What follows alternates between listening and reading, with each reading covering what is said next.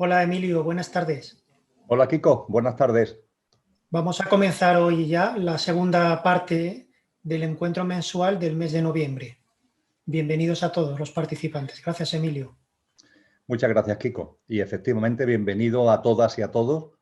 Muchas gracias por vuestra presencia, por vuestra participación en este encuentro mensual, que es la segunda parte del que desarrollamos en este mes de noviembre, directamente relacionado con el conocimiento de nosotros mismos y muy en particular dentro de ese conocimiento de nosotros mismos, lo que tiene que ver con los componentes físicos, energéticos, emocionales y mentales del ser humano.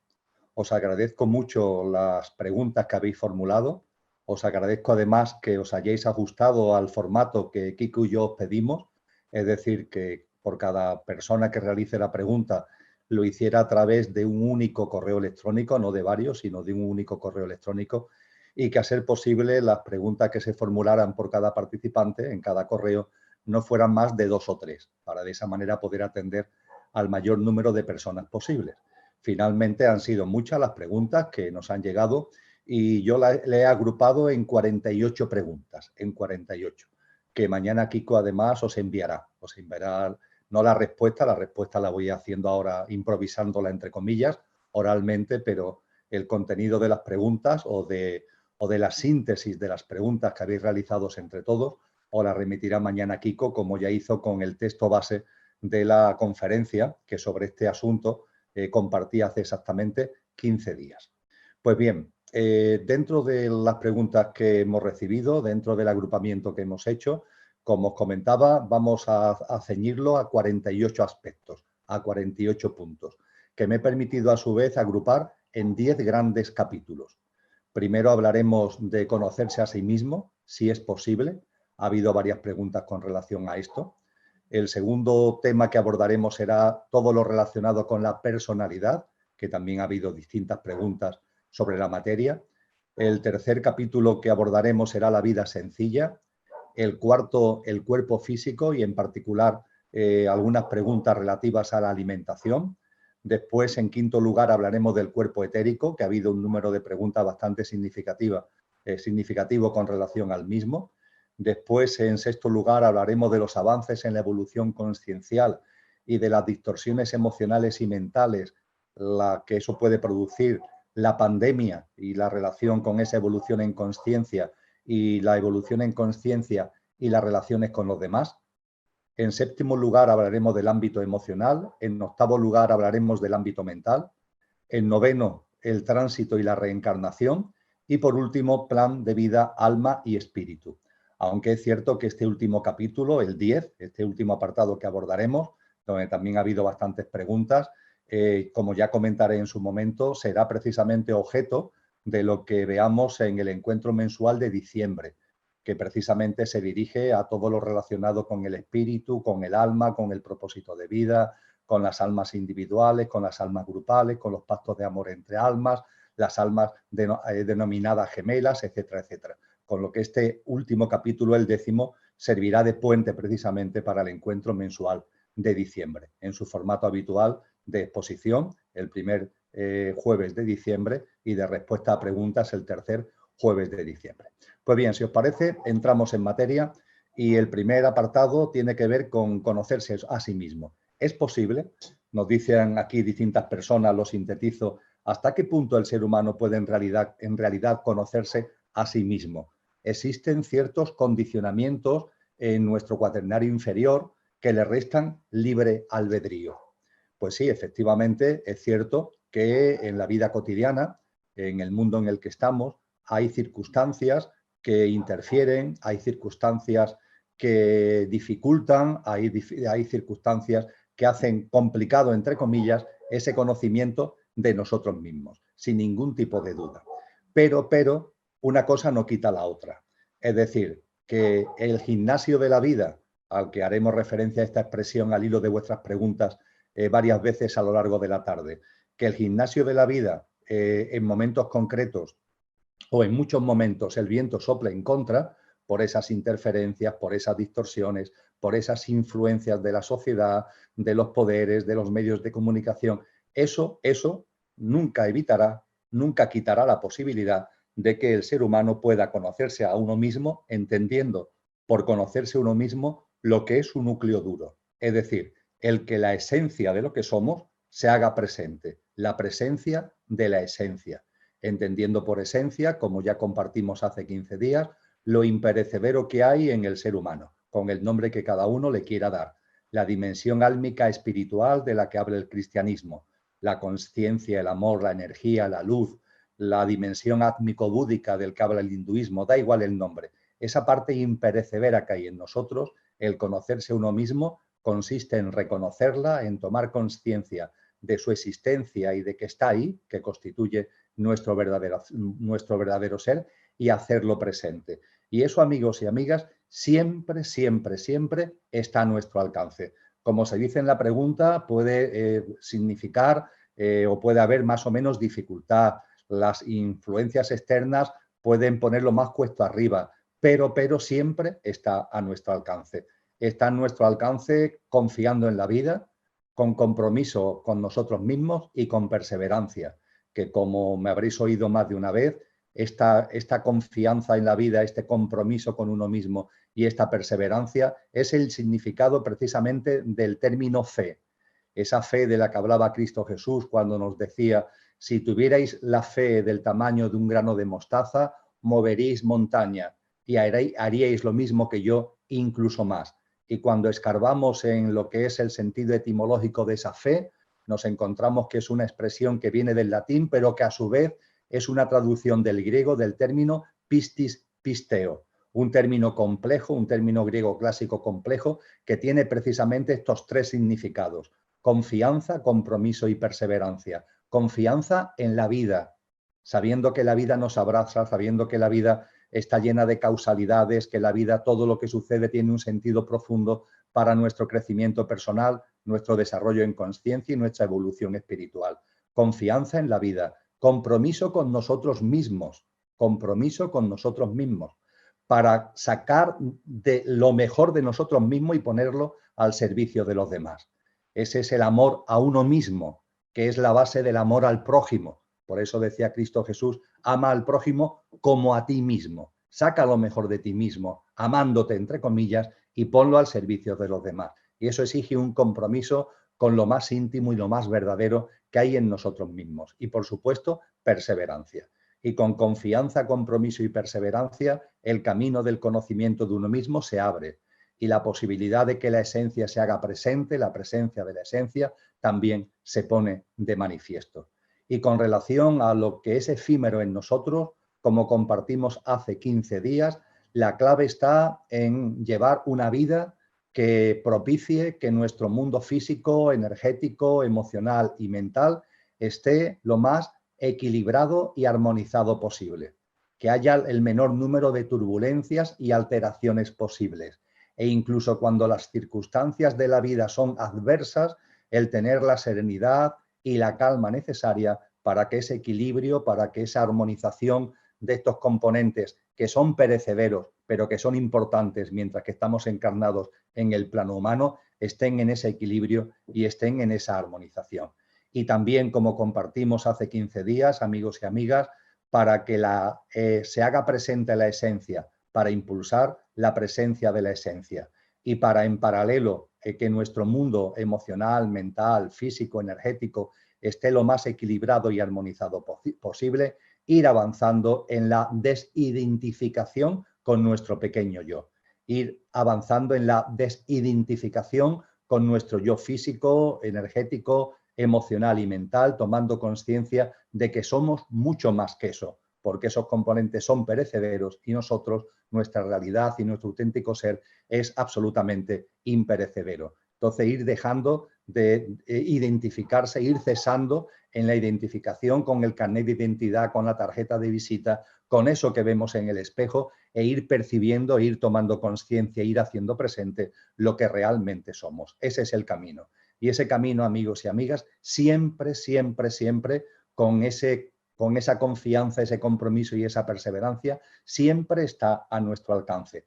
Por más que, como habéis planteado en vuestras preguntas, las circunstancias externas sean adversas. y a veces podamos percibir que de alguna forma limitan nuestra capacidad de libre albedrío. Pero con confianza, compromiso y perseverancia saltamos esas barreras y podemos llegar a ese conocimiento del que nos han hablado, como compartimos con detalle hace 15 días, tantos sabios y tantas sabias. El apartado segundo que habéis planteado en vuestras preguntas es el que he denominado la personalidad. Y hay distintos puntos dentro de la personalidad, distintas cuestiones dentro de la personalidad. Lo he agrupado en 5 grandes partes. Lo primero que tenemos que hablar de la personalidad viene al hilo de una pregunta que habéis formulado que dice: en la constitución sextenaria del ser humano, ¿qué partes forman la personalidad? ¿Qué partes forman la personalidad? Pues bien, la personalidad es un término que desde el punto de vista de las tradiciones espirituales y desde el punto de vista de lo que es la consciencia, engloba lo perecedero que hay en la persona. Lo perecedero que hay en vosotros y lo perecedero que hay en mí. Eso es la personalidad. Hablaba antes, medio en broma, medio en serio, del carnet de identidad. Ese es un fiel reflejo de la personalidad. También la tarjeta de visita que podamos realizar, que podamos tener por nuestra actividad profesional. Eso es otra manifestación de la personalidad. La personalidad tiene que ver con lo físico, lo energético, lo emocional y lo mental que hay en la persona. En definitiva, con lo que a mí me gusta denominar el pequeño yo. En el contexto de la Constitución sextenaria es el cuaternario inferior del que hablamos hace 15 días. Más coloquialmente lo podemos denominar el pequeño yo. Es yo, pero es pequeño porque es efímero, porque es pasajero. Y también lo podemos denominar el coche en el que encarna eso imperecedero que hay en nosotros, que es el conductor, que es la esencia. Y por tanto, cuando hablamos de personalidad, hacemos referencia a lo transitorio, efímero y perecedero que hay en el ser humano, con estos 4 grandes componentes, que es el cuerpo físico denso, el cuerpo físico etérico, el ámbito emocional y el ámbito mental, y la personalidad que se asocia precisamente a estos componentes. Otra cuestión o cuestiones que habéis planteado en el ámbito de la personalidad dice lo siguiente: la personalidad, carácter, temperamento que tenemos en esta encarnación, ¿son perecederos? Pues por la respuesta que he dado a la cuestión anterior se deduce fácilmente la respuesta. Efectivamente, la personalidad, el carácter, el temperamento que tenemos en esta encarnación es perecedero o son perecederos. Esto, no obstante, amigos, merece la pena que hagamos, debido a la inteligencia de la pregunta, por decirlo de alguna forma, que hagamos un pequeño matiz. Sí es cierto que la personalidad se diluye. Con el fallecimiento físico muere lo físico. Como compartíamos hace 15 días, lo etérico se disuelve en 48, 72 horas después del fallecimiento físico. Y lo emocional y lo mental puede tardar más o menos en diluirse, habida cuenta de lo densificado que lo hayamos convertido por nuestra vida física, y en ese espacio intermedio entre el plano físico y el plano de luz, que es el tránsito, ese tránsito está precisamente para que esos componentes emocionales y mentales se vayan diluyendo, porque al plano de luz solamente entra nuestro trinario superior, lo imperecedero de lo que somos. Pues bien, en ese contexto, la personalidad se disuelve entre el fallecimiento físico, la disolución de lo etérico, y en el tránsito, la disolución de lo emocional y de lo mental, la personalidad se disuelve, porque es perecedera. Sí es verdad que el carácter puede llegar a marcarnos tanto, el tipo de carácter que tengamos, da igual el calificativo que le pongamos, de positivo o de negativo, puede marcarnos tanto que de alguna forma se siga haciendo presente en la siguiente encarnación.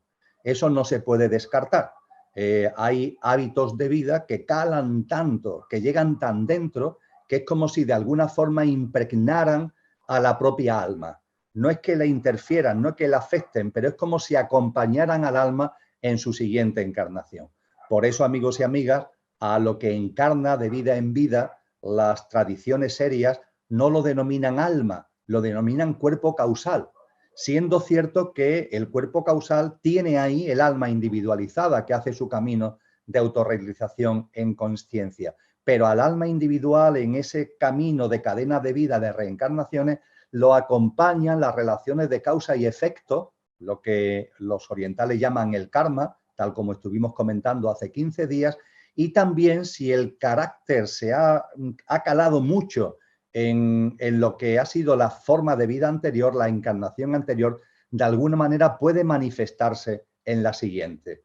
Os pongo un ejemplo, muy sencillo, y es un ejemplo además que he tenido oportunidad personalmente de comprobarlo, no de experimentarlo personalmente, pero sí de comprobarlo con buenos amigos. Una persona que en una vida física concreta lleva una vida muy retirada, por ejemplo, una vida de monja o una vida de monje, muy retirado del mundanal ruido, por así decir, muy dedicado a la contemplación, muy dedicado a ese encuentro interior y alejado de la sociedad y alejado del mundo, que es una experiencia potente desde el punto de vista espiritual, tal como veremos más adelante al hilo de otras preguntas que habéis formulado. Pues bien, cuando un alma encarnada en su vida física desarrolla una vida de estas características de retiro, de contemplación, cuando en la siguiente encarnación ese alma vuelve a encarnar y ya por su camino ya no quiere seguir una vida de retiro, ya de alguna forma lo que quiere es lo que ha sacado, el fruto que ha obtenido de esa vida de retiro, de contemplación, es llevarlo a la práctica en la vida cotidiana, en el gimnasio de la vida. Pues bien, en esa siguiente vida tiene como una especie todavía de resistencia, de reminiscencia, sería la palabra, y a esa persona, por lo menos durante una época de su vida, le cuesta relacionarse con los demás. Quiere relacionarse con los demás, pero tiene una cierta dificultad para esa relación. Y puede buscar temas psicológicos y de los componentes efímeros, emocionales y mentales. Pero a veces la razón es más profunda. La razón tiene que ver con que en una vida anterior, toda una vida ha sido una vida de retiro. Y por tanto, ahora que se abre al mundo, ahí hay una reminiscencia que de alguna forma dificulta esa apertura al exterior. En cualquier caso, cuando el propósito de vida es llevar a cabo esa apertura al exterior, esas barreras, esas reminiscencias son finalmente superadas. Pero lo pongo como ejemplo de lo que acabo de compartir. La personalidad desaparece, la personalidad se disuelve de vida en vida, pero el carácter, cuando hemos llevado por algún motivo un tipo de vida que nos ha marcado mucho, puede tener alguna reminiscencia todavía en nuestra siguiente vida. Pasamos a la tercera cuestión que planteáis dentro del tema de la personalidad, que dice lo siguiente. La frecuencia que emitimos solo con nuestra presencia y captan los demás, ¿de qué componente de la constitución sextenaria del ser humano parte? Fijaros, hemos hablado efectivamente hace 15 días que todos emitimos una vibración y que esa vibración puede ser percibida por los demás. Nos ha pasado a vosotros y a mí el de alguna forma percibir algo en otra persona, que no sabemos exactamente lo que es, pero lo percibimos. A esto hacemos referencia con esa vibración. Esa vibración a la que se hace referencia en la pregunta, ¿de dónde puede provenir? Pues bien, ciertamente la personalidad, es decir, los elementos físico, etérico, emocional y mental vibran. Y esa vibración la podemos percibir. Podemos percibir la vibración de lo efímero de una persona.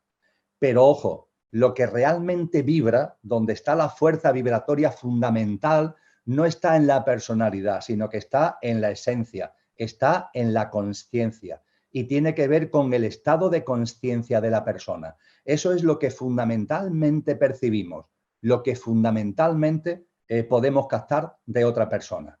Se ha hablado de los grandes maestros y maestras, se ha hablado de los grandes sabios y sabias, ¿verdad? Que con su sola presencia ya transmiten algo inmenso, ya transmiten algo lleno de amor y lleno de armonía, con su sola presencia. Eso de su sola presencia, ¿qué significa? Que estamos captando su vibración, que es una vibración muy alta, porque es la vibración de su consciencia y su estado de consciencia es muy elevado. Esto es fundamentalmente lo que percibimos en las demás personas y las demás personas pueden percibir de nosotros mismos.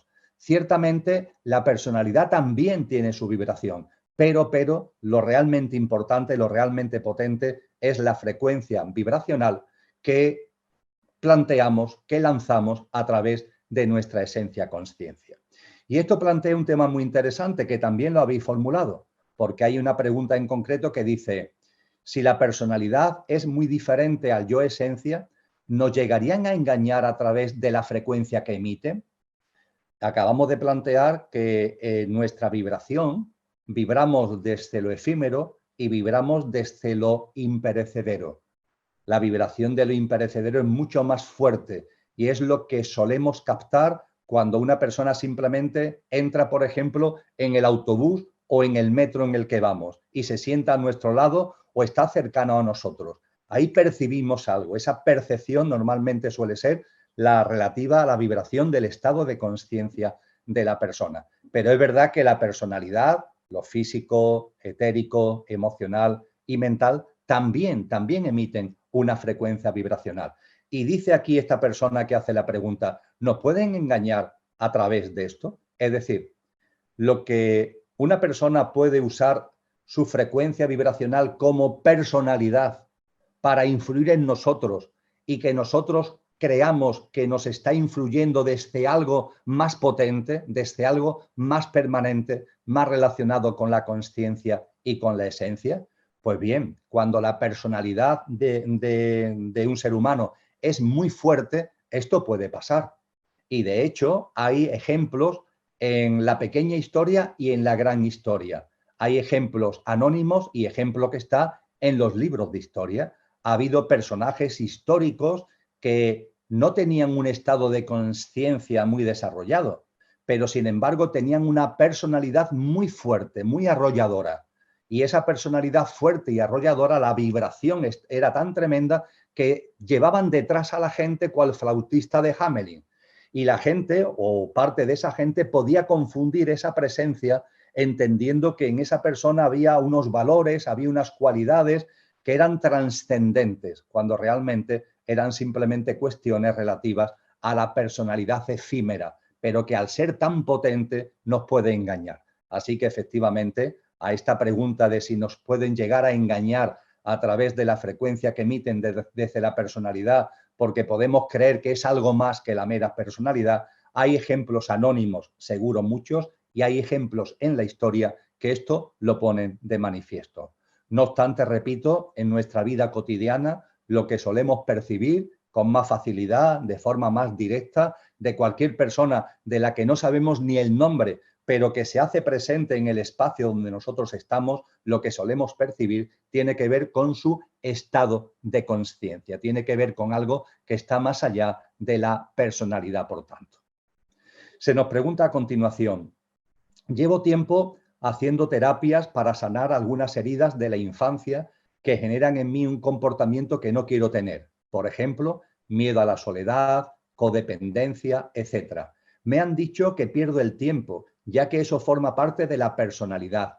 Y eso no es lo que somos. Y como no es real, no debemos perder el tiempo intentando mejorarla. ¿Puedes desarrollar un poco este tema? Pues con mucho gusto lo hago. Es la última cuestión que se ha planteado dentro del ámbito de la personalidad y me detengo en ello con mucho gusto. Y lo hago con mucho gusto porque, ojo, con las confusiones sobre lo real y sobre lo ilusorio. Las tradiciones espirituales, todas, nos han hablado de que el mundo en el que vivimos es maya. Es un mundo de ilusión, nos han dicho. Y efectivamente es un mundo de ilusión, ¿por qué? Porque es perecedero. Y todo lo que es perecedero realmente es una ilusión, debido precisamente a su impermanencia, como se habla tanto en el budismo, la impermanencia de las cosas que nos rodean. Y a partir de ahí se habla de maya y a partir de ahí se habla de ilusión. Y esto efectivamente, amigos, es así. Por eso precisamente, por ejemplo, en los cristianos, en el Evangelio de Mateo, se dice esta frase tan críptica de lo que es, no es. Lo que no es, que tiene una enorme sabiduría, ¿verdad? Lo que es, no es. ¿Por qué? Porque lo que vemos, la apariencia, creemos que es porque lo vemos. Pero, sin embargo, esa apariencia no es, habida cuenta de su impermanencia. En cambio, lo que no vemos, la esencia, conciencia, y como no lo vemos, no es, sin embargo, es, habida cuenta de su carácter imperecedero, ¿verdad? Pues bien, esto nos ayuda a entender la realidad cuando hablamos de Maya, cuando hablamos de ilusión, cuando hablamos de lo que es real. Claro que vivimos en un mundo de ilusión, por supuesto que sí, porque vivimos en un mundo de impermanencia. Y nosotros mismos, en nuestros componentes del cuaternario inferior, somos una especie de ilusión. La personalidad es una clara manifestación de ilusión, porque es efímera, porque es pasajera, sin ningún tipo de duda. Ahora bien, esto no implica que no estemos aquí ahora. Es decir, esto no implica que no estemos ahora aquí en el mundo de ilusión.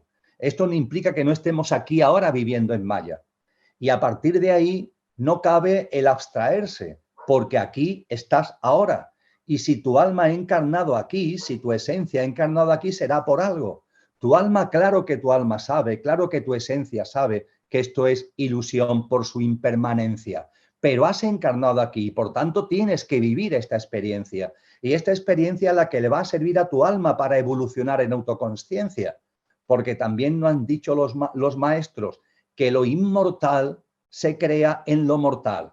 En el ámbito de la ilusión, en el ámbito de lo perecedero, se siembra y en el ámbito de lo imperecedero se recoge la cosecha de lo sembrado. Con lo cual, ojo, sí, efectivamente, esto es ilusión, esto es Maya por su impermanencia, pero aquí tú estás sembrando desde lo que realmente eres. Aquí tu alma, con el propósito de vida, ha venido para sembrar y cuando desencarne vas a recoger la cosecha de lo que aquí haya sembrado por mucho Maya, por mucha ilusión que sea este plano. Digo esto, amigo, para que busquemos un punto de equilibrio. Desde luego tomamos conciencia de la impermanencia, pero esa conciencia de la impermanencia no debe decir que nos abstraigamos, que hagamos una especie de esconder la cabeza cual avestruz porque lo que me rodea es puro Maya. No, no, no. En este Maya hemos encarnado, tiene un sentido, hay un propósito de vida y aquí estamos sembrando lo que posteriormente vamos a recoger como cosecha. Con lo que con relación a la persona que tan gentilmente nos ha hablado de esas circunstancias suyas muy íntimas, la respuesta es muy sencilla.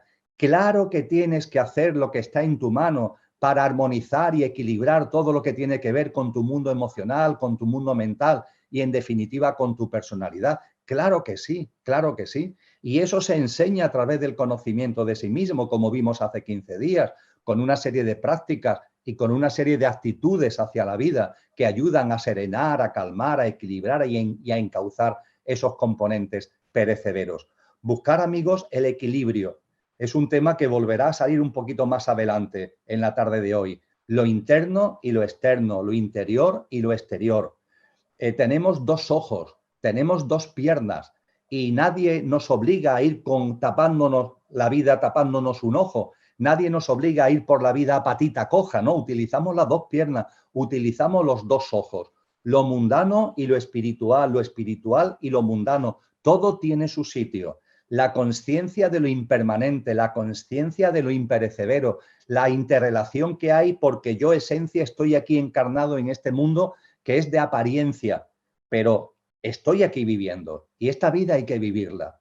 Y dentro de la vida, dentro de vivir la vida, la consciencia impulsa a serenar, calmar, armonizar todo lo que son nuestros componentes perecederos para que la esencia pueda hacerse presente. Porque si no, en este mundo de apariencia, la esencia no se podrá hacer presente si nuestra propia apariencia está desarmonizada y equilibrada. Por tanto, a esta persona la animo a que haga lo que esté en su mano para que esa codependencia, ese miedo a la soledad por circunstancias vividas en su infancia, en su juventud, haga lo posible por serenarlo, por calmarlo, por irlo dejando atrás de la forma que ya comentamos hace 15 días y de la forma que vamos también a ver en la tarde de hoy al hilo de vuestras próximas preguntas.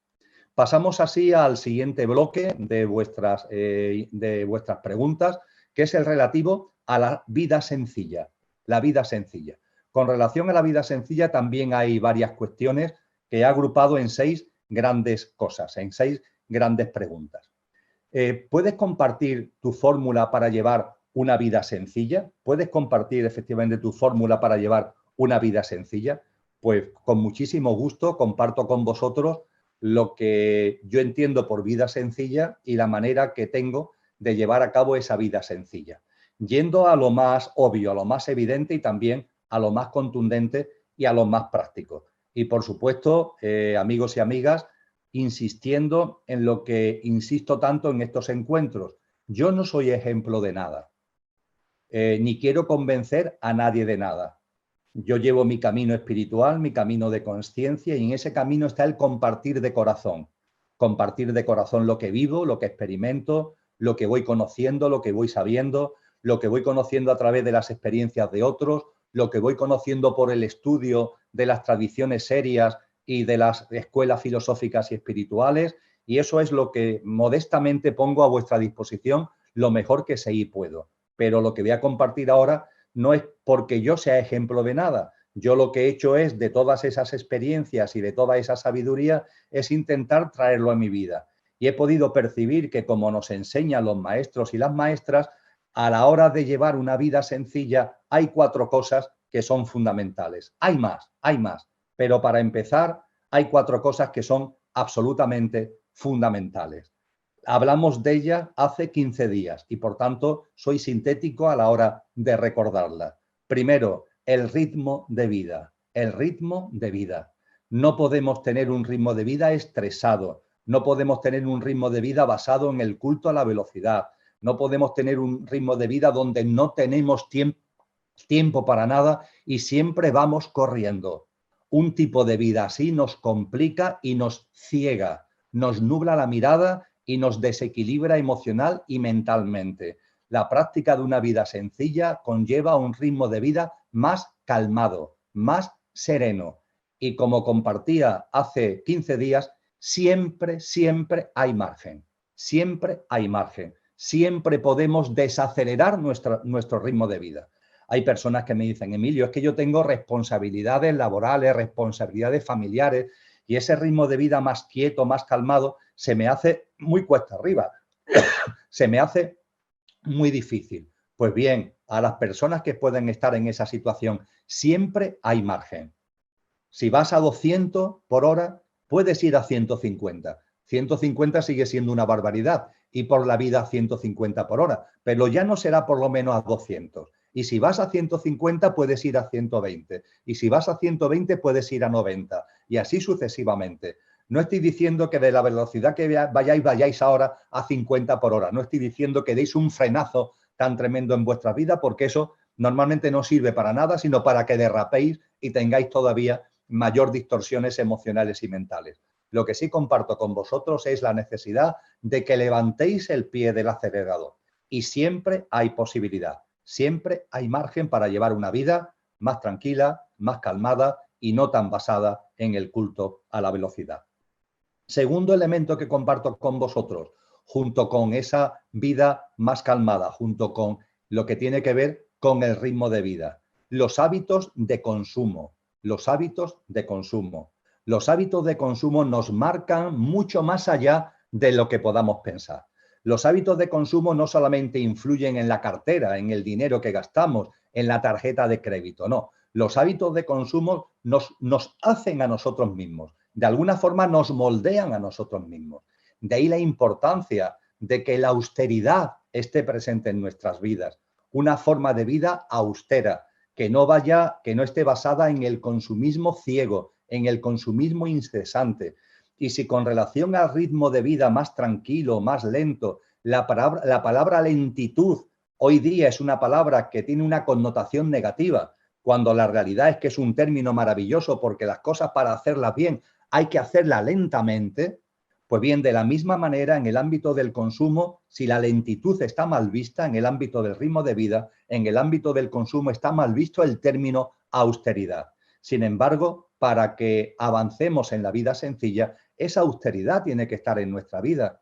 Tenemos que ser conscientes de que tenemos necesidades artificiales y, por tanto, falsas, que debemos ir podando de nuestro día a día y basarnos y quedarnos fundamentalmente en las necesidades que de verdad son necesidades, las necesidades básicas. Y parafraseando a Francisco de Asís, no vivir creyendo que necesitamos mucho y lo mucho que necesitamos lo necesitamos mucho, sino vivir en el convencimiento, que es lo real, de que necesitamos poco y lo poco que necesitamos lo necesitamos poco. Esto es otro pilar fundamental de un ritmo de vida, perdón, de una vida más sencilla. Una vida más sencilla que también conlleva y también significa una vida más alegre. Como tercer componente, junto con el ritmo de vida y junto con nuestros hábitos de consumo, tercer componente fundamental de una vida sencilla, las relaciones con los demás. ¿Cómo nos relacionamos con los demás? La relación con los demás en demasiadas ocasiones está presidida por el deseo de control, por el deseo de tener la razón, por el deseo de imponer mis criterios y mi forma de ver las cosas a los demás, intentando que el otro piense como yo, intentando convencerlo. No nos conformamos con exponer nuestro punto de vista, sino que cuando el del otro no coincide con el nuestro, queremos convencerlo. Y aparece ahí nuestro ego, tenemos que reconocer que es así, intentando imponer, intentando dominar, intentando controlar. La vida sencilla significa también ir dejando esto atrás. Significa una relación con los demás que esté basado, faltaría más, en que tus criterios, tu discernimiento, lo pones por delante. Claro que sí, es como tú ves las cosas y es legítimo que lo expongas. Pero ojo, esa legitimidad y ese derecho también lo tiene el otro.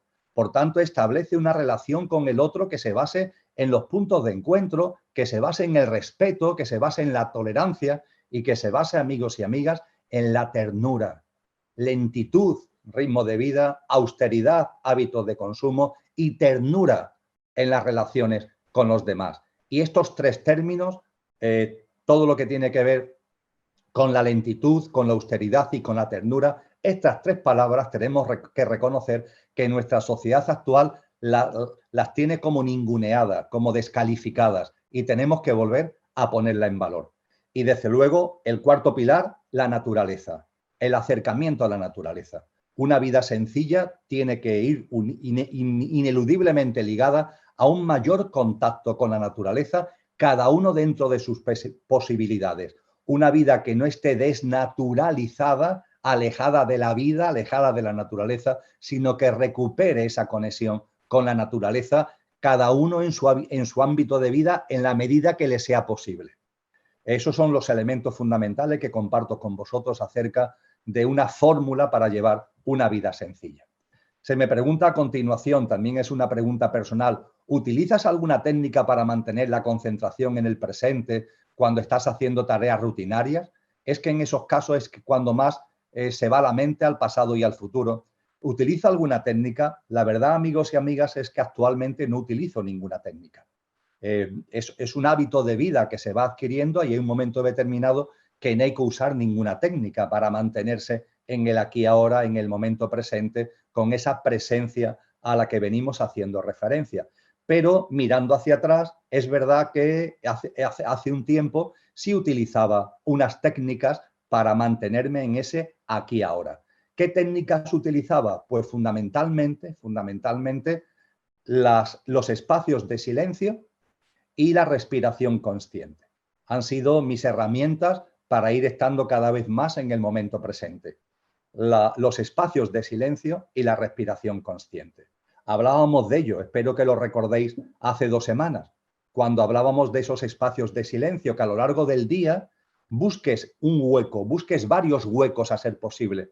Decía coloquialmente, de la misma manera que vas al servicio a hacer pipí, busca huecos en tu día a día para retirarte haciendo unos espacios de silencio.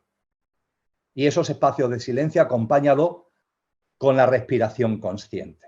Y son como kick-cut que hacemos a lo largo del día, varias veces a lo largo del día. Y eso ayuda a estar en el aquí y ahora, a estar en el momento presente. Yo esta técnica, este método lo he utilizado hace tiempo, durante bastante tiempo. Se me pregunta a continuación si recomiendo el Ho'oponopono como técnica para estar en el aquí y ahora. Pues sí, perfectamente, el Ho'oponopono. Yo acabo de hablar de los espacios de silencio y de respiración consciente, que han sido mi fórmula, por decirlo de alguna manera, pero el Ho'oponopono, con lo que significa de mantener esa presencia, con esas palabras fundamentales que se están expresando ante las circunstancias del día a día, pues es una técnica como otras muy válidas para mantener esa presencia en el aquí y ahora. Se nos dice también con relación a la vida sencilla, ya hemos apuntado algo de esto anteriormente, hablas de que no hay que retirarse, pero ¿acaso las personas que se retiran a un monasterio o a una vida más sencilla de campo no son y constituyen los grandes maestros? ¿Qué grandes maestros han vivido en un bullicio continuo sin verse influidos? Pues bien, me referí antes al hecho de que la vida retirada, la vida contemplativa, es una vida que da muchos frutos. Al alma le aporta una siembra, es una forma de sembrar en esta vida que le aporta al alma una importante cosecha. Pero también compartía, amigos y amigas, que eso suele ser una fase en el proceso de conciencia. Yo estoy convencido que muchas personas hemos tenido ya esa fase en nuestra vida, que somos muchas las almas encarnadas actualmente que hemos vivido ya ese retiro, que hemos vivido ya esa vida contemplativa, que hemos vivido ya esa vida alejada del mundanal ruido por la que han ido los pocos sabios que en el mundo han sido, como decía Fray Luis de León. Pero normalmente el alma vive esa experiencia y puede ser que la viva no solamente en una encarnación, la puede vivir en varias encarnaciones para nutrirse, para crecer en autoconsciencia y posteriormente el fruto que ha obtenido de eso lo usa para que en otras encarnaciones, en siguientes encarnaciones, volver al mundanal ruido para en ese mundanal ruido saber aportar lo mejor de uno mismo. El camino de la espiritualidad, el camino de la consciencia no es un camino egoico, no es un camino de yo crezco, yo me desarrollo, yo evoluciono espiritualmente, no es un camino del yo, no es un camino del yo, pero para ponerlo al servicio de los demás. Ama al prójimo como a ti mismo. Tienes que amarte a ti mismo, claro que sí.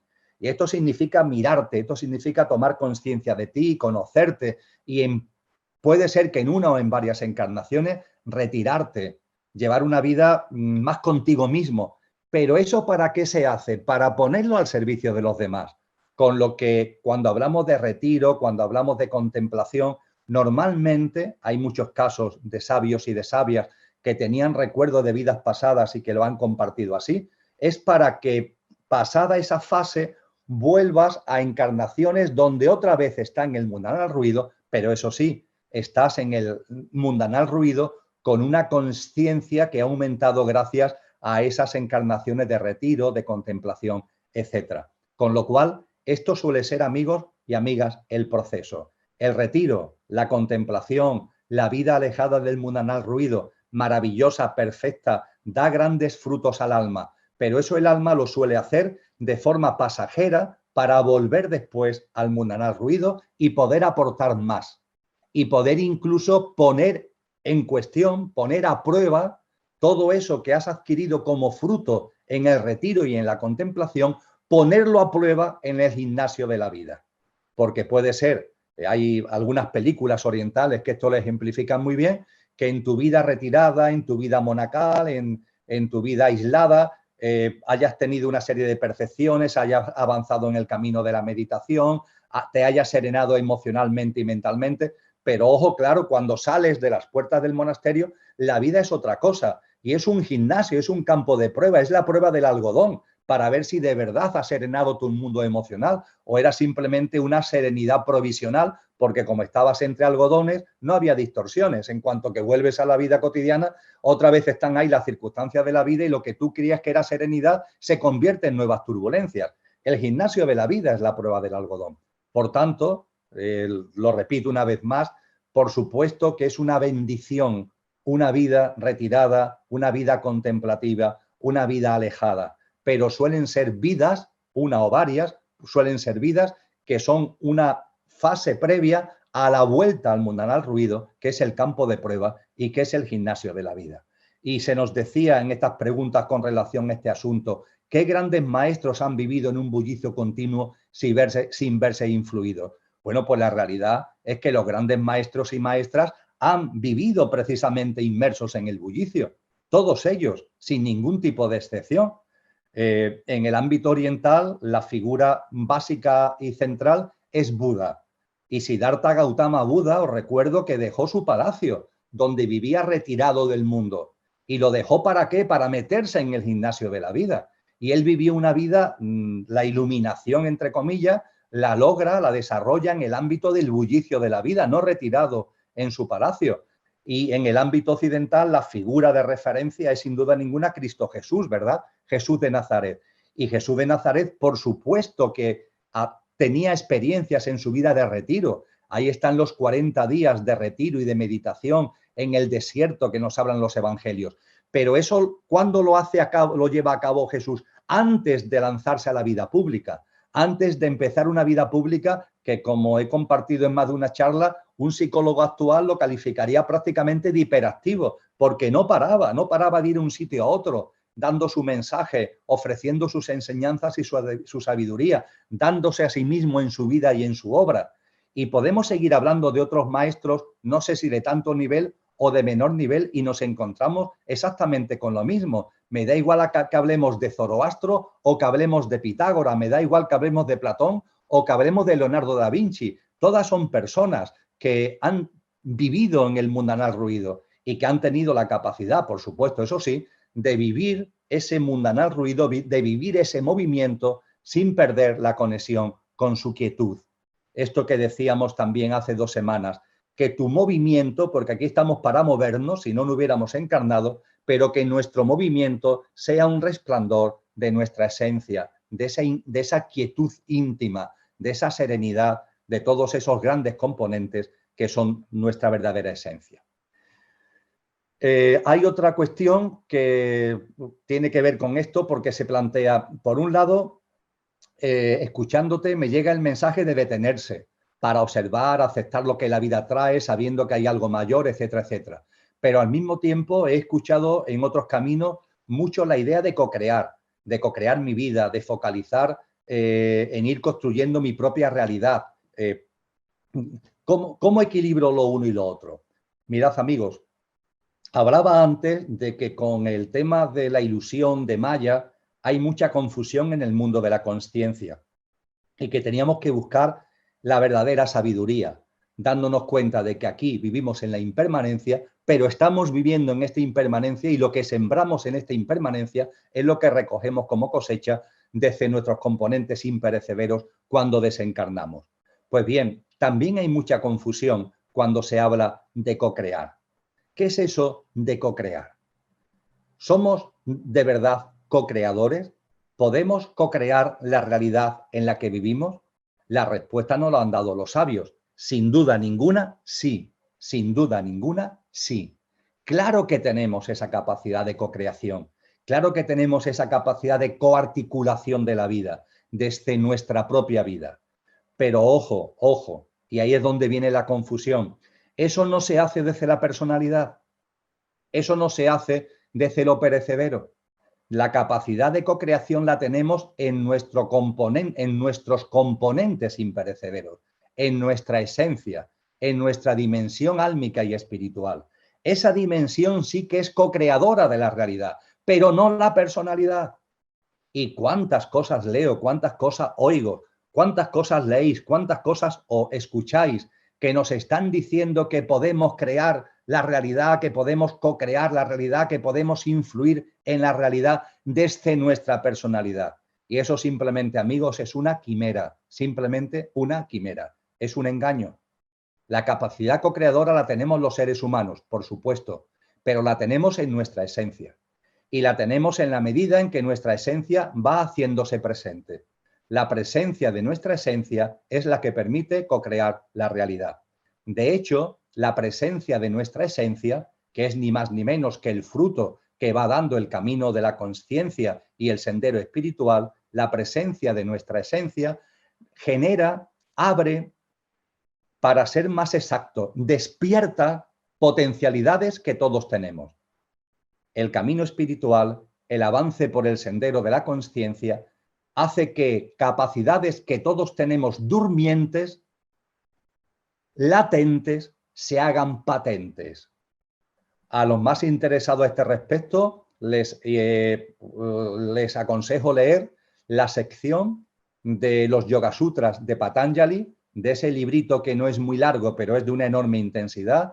Los Yoga Sutras de Patanjali, el libro que es la base de todas las escuelas de yoga que hay actualmente en el mundo, un libro que en el siglo II recogió toda la maestría del yoga que venía de muchos siglos atrás. Tiene una sección dedicada a los siddhis, a los siddhis. Los siddhis son las capacidades que tenemos todos los seres humanos y que están durmientes. Y se nos dice también cómo hacerlos patentes, que lo que está latente se haga patente, porque esos siddhis, esas capacidades se pueden activar, se pueden sacar de su adormecimiento. ¿Cómo se sacan de su adormecimiento? ¿Cómo lo latente se hace patente? Avanzando consciencialmente, avanzando espiritualmente. No hay otro camino, los Yoga Sutras de Patanjali lo muestran muy bien. Y en la sección de los siddhis de los Yoga Sutras de Patanjali hay una relación completa de 25 siddhis, de 25 capacidades que van despertando en el ser humano, que están ahí, pero están como dormidos y que van despertando en el ser humano, no desde su personalidad, sino en la medida en la que va avanzando desde su esencia, en la medida en que la esencia se va haciendo presente. La cocreación es una capacidad real del ser humano, pero no está en lo efímero, no está en la personalidad, está en la esencia, no está en nuestro pequeño yo, está en nuestro verdadero yo. Y dentro todavía de todo lo que tiene que ver con la vida sencilla, hay otro paquete de preguntas que se podrían resumir con una en concreto que dice así: ¿para qué encarnar como seres humanos? La evolución de la consciencia es nuestro propósito, pero el usar el cuaternario inferior humano para experimentar y vivir podría decirse que es un proceso más rápido para evolucionar en nuestra consciencia. ¿Existen otros seres similares a estas características humanas donde sea más factible experimentar y vivir para evolucionar? Pues bien, con relación a estas cuestiones, que son francamente interesantes, algunas reflexiones, amigos y amigas. Primero, ser humano significa tener manas. Lo compartíamos hace 15 días. Ser humano significa tener manas. Por eso somos humanos. Manas es una palabra sánscrita que tiene más de 4000 años y significa mente y capacidad de pensamiento. Eso es lo que distingue al humano. Con relación a un animal, ¿qué distingue al humano? Que tenemos una capacidad mental mucho más desarrollada que la de un animal. Emocionalmente, tanto los animales como los humanos tenemos sistema nervioso y capacidad de sentir placer y dolor con la misma intensidad, pongamos por caso. Pero la diferencia del humano con relación a los otros reinos es nuestra capacidad mental, manas. Por eso, precisamente, aunque es una palabra sánscrita que tiene 4000 años, en castellano actual nos denominamos humanos, que viene de manas, o en inglés man, hombre, man, que viene de mana, o en alemán man, con doble N final, que viene de manas. Es lo que nos distingue. Eso es ser humano, lo que nos distingue como especie, la capacidad mental. Dicho esto, punto segundo, hay muchos humanos en el universo. Os puede sorprender más o menos, pero hay muchos humanos en el universo. No solamente hay humanos en la Tierra, hay humanos en otros planetas de este sistema solar y de otros sistemas solares y de otras galaxias. Hay muchas humanidades, amigos y amigas, muchas humanidades. En los encuentros mensuales, en el mes de enero, tenéis el vídeo a vuestra disposición en internet, compartí sobre los extraterrestres, sobre el porqué y el para qué del contacto con nosotros, quiénes son, de dónde vienen, y ahí hice mucha incidencia en ello. Hay muchas humanidades en el universo. En ese universo con casi 2 billones de galaxias, con B, billones, con 700 cuatrillones de estrellas y con decenas de miles de cuatrillones de planetas, de los que 50.000 trillones, dice la astrofísica, tienen características similares a la Tierra, hay muchas humanidades. Muchas humanidades porque tienen manas. Ojo, eso no significa que físicamente sean como nosotros. Nosotros tenemos una forma física que es una especie de adaptación evolutiva de un mamífero. Habrá otros humanoides, hay otros humanoides que también proceden de lo que aquí llamamos mamíferos o que proceden de formas físicas evolutivas reptilianas o que proceden de formas de vida de insectos y sus formas físicas pueden ser muy diferentes. Pero ¿en qué nos asemejamos? ¿Qué tenemos como eso en común? Manas, manas. Por tanto, manas es lo que distingue al humano y hay muchas humanidades más allá de su apariencia física en muchos puntos del universo. Pues bien, todas las humanidades, por supuesto incluida la nuestra, sigue un mismo patrón y en todas las humanidades está este ciclo al que se ha hecho referencia en vuestras preguntas. El que encarno, desencarno. Vuelvo a encarnar, vuelvo a desencarnar. Cuando encarno, siembro. Cuando desencarno, recojo la cosecha de lo que he sembrado. Profundizaremos sobre esto en el encuentro mensual de diciembre. Este patrón se cumple en todas las humanidades. Da igual el desarrollo tecnológico que tengan, da igual el desarrollo en conciencia que tengan, se da en todas las humanidades. Y deberíamos darnos cuenta que este proceso de encarnar, desencarnar y de que las encarnaciones no sean demasiado extensas es la forma más rápida de evolucionar en conciencia. Porque fijaros la diferencia que sería la vida. Vamos a suponer que yo pudiera vivir 10.000 años. 10.000 años. Que la esperanza de vida de un ser humano, por ejemplo, la mía fuera de 10.000 años. En esos 10.000 años podría aprender muchas cosas. En esos 10.000 años podría desarrollar mucho mi conciencia, entre comillas. La otra alternativa, la que tenemos actualmente, que lo que yo soy no vive 10.000 años, vive unas cuantas decenas de años. Y desencarno y pasado un tiempo que no es predeterminado, vuelvo a encarnar, vivo otras cuantas decenas de años y vuelvo a desencarnar para volver a encarnar. Hay personas que dicen, Emilio, pues yo prefiero el modelo 1, es decir, yo prefiero el modelo de encarnar, estar 10.000 años viviendo, sacar todo el jugo que pueda a la vida y no estar en este trasiego de encarnar, desencarnar, encarnar, desencarnar. Y efectivamente puede ser que pensado con lógica así a bote pronto, desde la mente concreta más que desde la mente abstracta, podamos decir, pues yo prefiero ese vivir 10.000 años, pero reflexionar al respecto, porque realmente el camino de la consciencia se hace más rápido, entre comillas, se saca más jugo a la vida cuando tú vas encarnando y desencarnando. ¿Por qué? Porque si yo vivo 10.000 años, yo siempre sería Emilio. Yo siempre habría nacido de los mismos padres, tendría la misma familia, tendría los mismos condicionantes culturales de donde he crecido, donde me he desarrollado como niño, como adolescente, como joven, donde he madurado, y eso ya me acompañaría para siempre. Y eso no se eliminaría, todas esas relaciones familiares, todos esos anclajes antropológicos y sociológicos, eso me acompañaría de toda la vida. En cambio, cuando encarnamos, desencarnamos, tenemos la posibilidad de que cambia todo. Cambian nuestros padres, cambian nuestra familia, cambian la época, cambia el lugar geográfico, todo cambia, cambia la cultura en la que nacemos. Y eso posibilita que la conciencia se expanda, que el camino de la conciencia tenga unas posibilidades de avance que no se tienen cuando se viven 10.000 años. Es lo que puedo compartir con relación a esta cuestión tan interesante que habéis planteado. Pasamos al siguiente bloque, al bloque cuarto de las muchas preguntas que habéis enviado, que tiene que ver con el cuerpo físico y más en concreto con la alimentación. Hay una cuestión que dice, desde tu experiencia, ¿está preparado el cuerpo físico para dejar de comer carne de animales sin necesidad de ningún tipo de suplemento que la sustituya? Desde mi experiencia, por supuesto que sí. Por supuesto que sí. Hay muchas personas que en su vida han comido carne. Yo tengo amigos aquí en España que desde que eran pequeños han tenido un rechazo natural hacia la carne, que la carne no la han podido ingerir, posiblemente porque traían detrás muchas vidas donde habían llevado ya una vida de una alimentación vegetariana y no han comido carne nunca. Y conozco a un buen número de personas aquí entre nosotros que no han comido carne nunca. Yo hace muchos años que no como carne y no me he preocupado ahí de buscar a ver qué nutriente puedo tener porque las proteínas de la carne.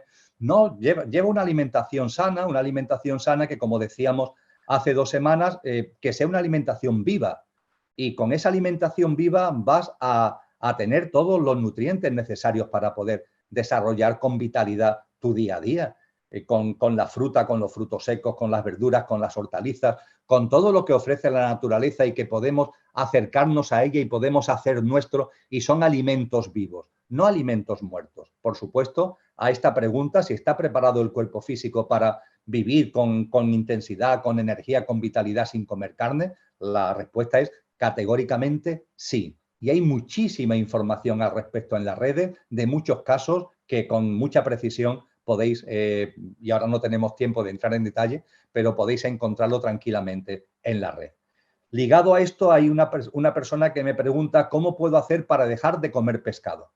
Dice que la carne siempre le ha dado asco, pero que sin embargo el pescado le resulta complicado de dejar, que le apetece mucho tomar pescado.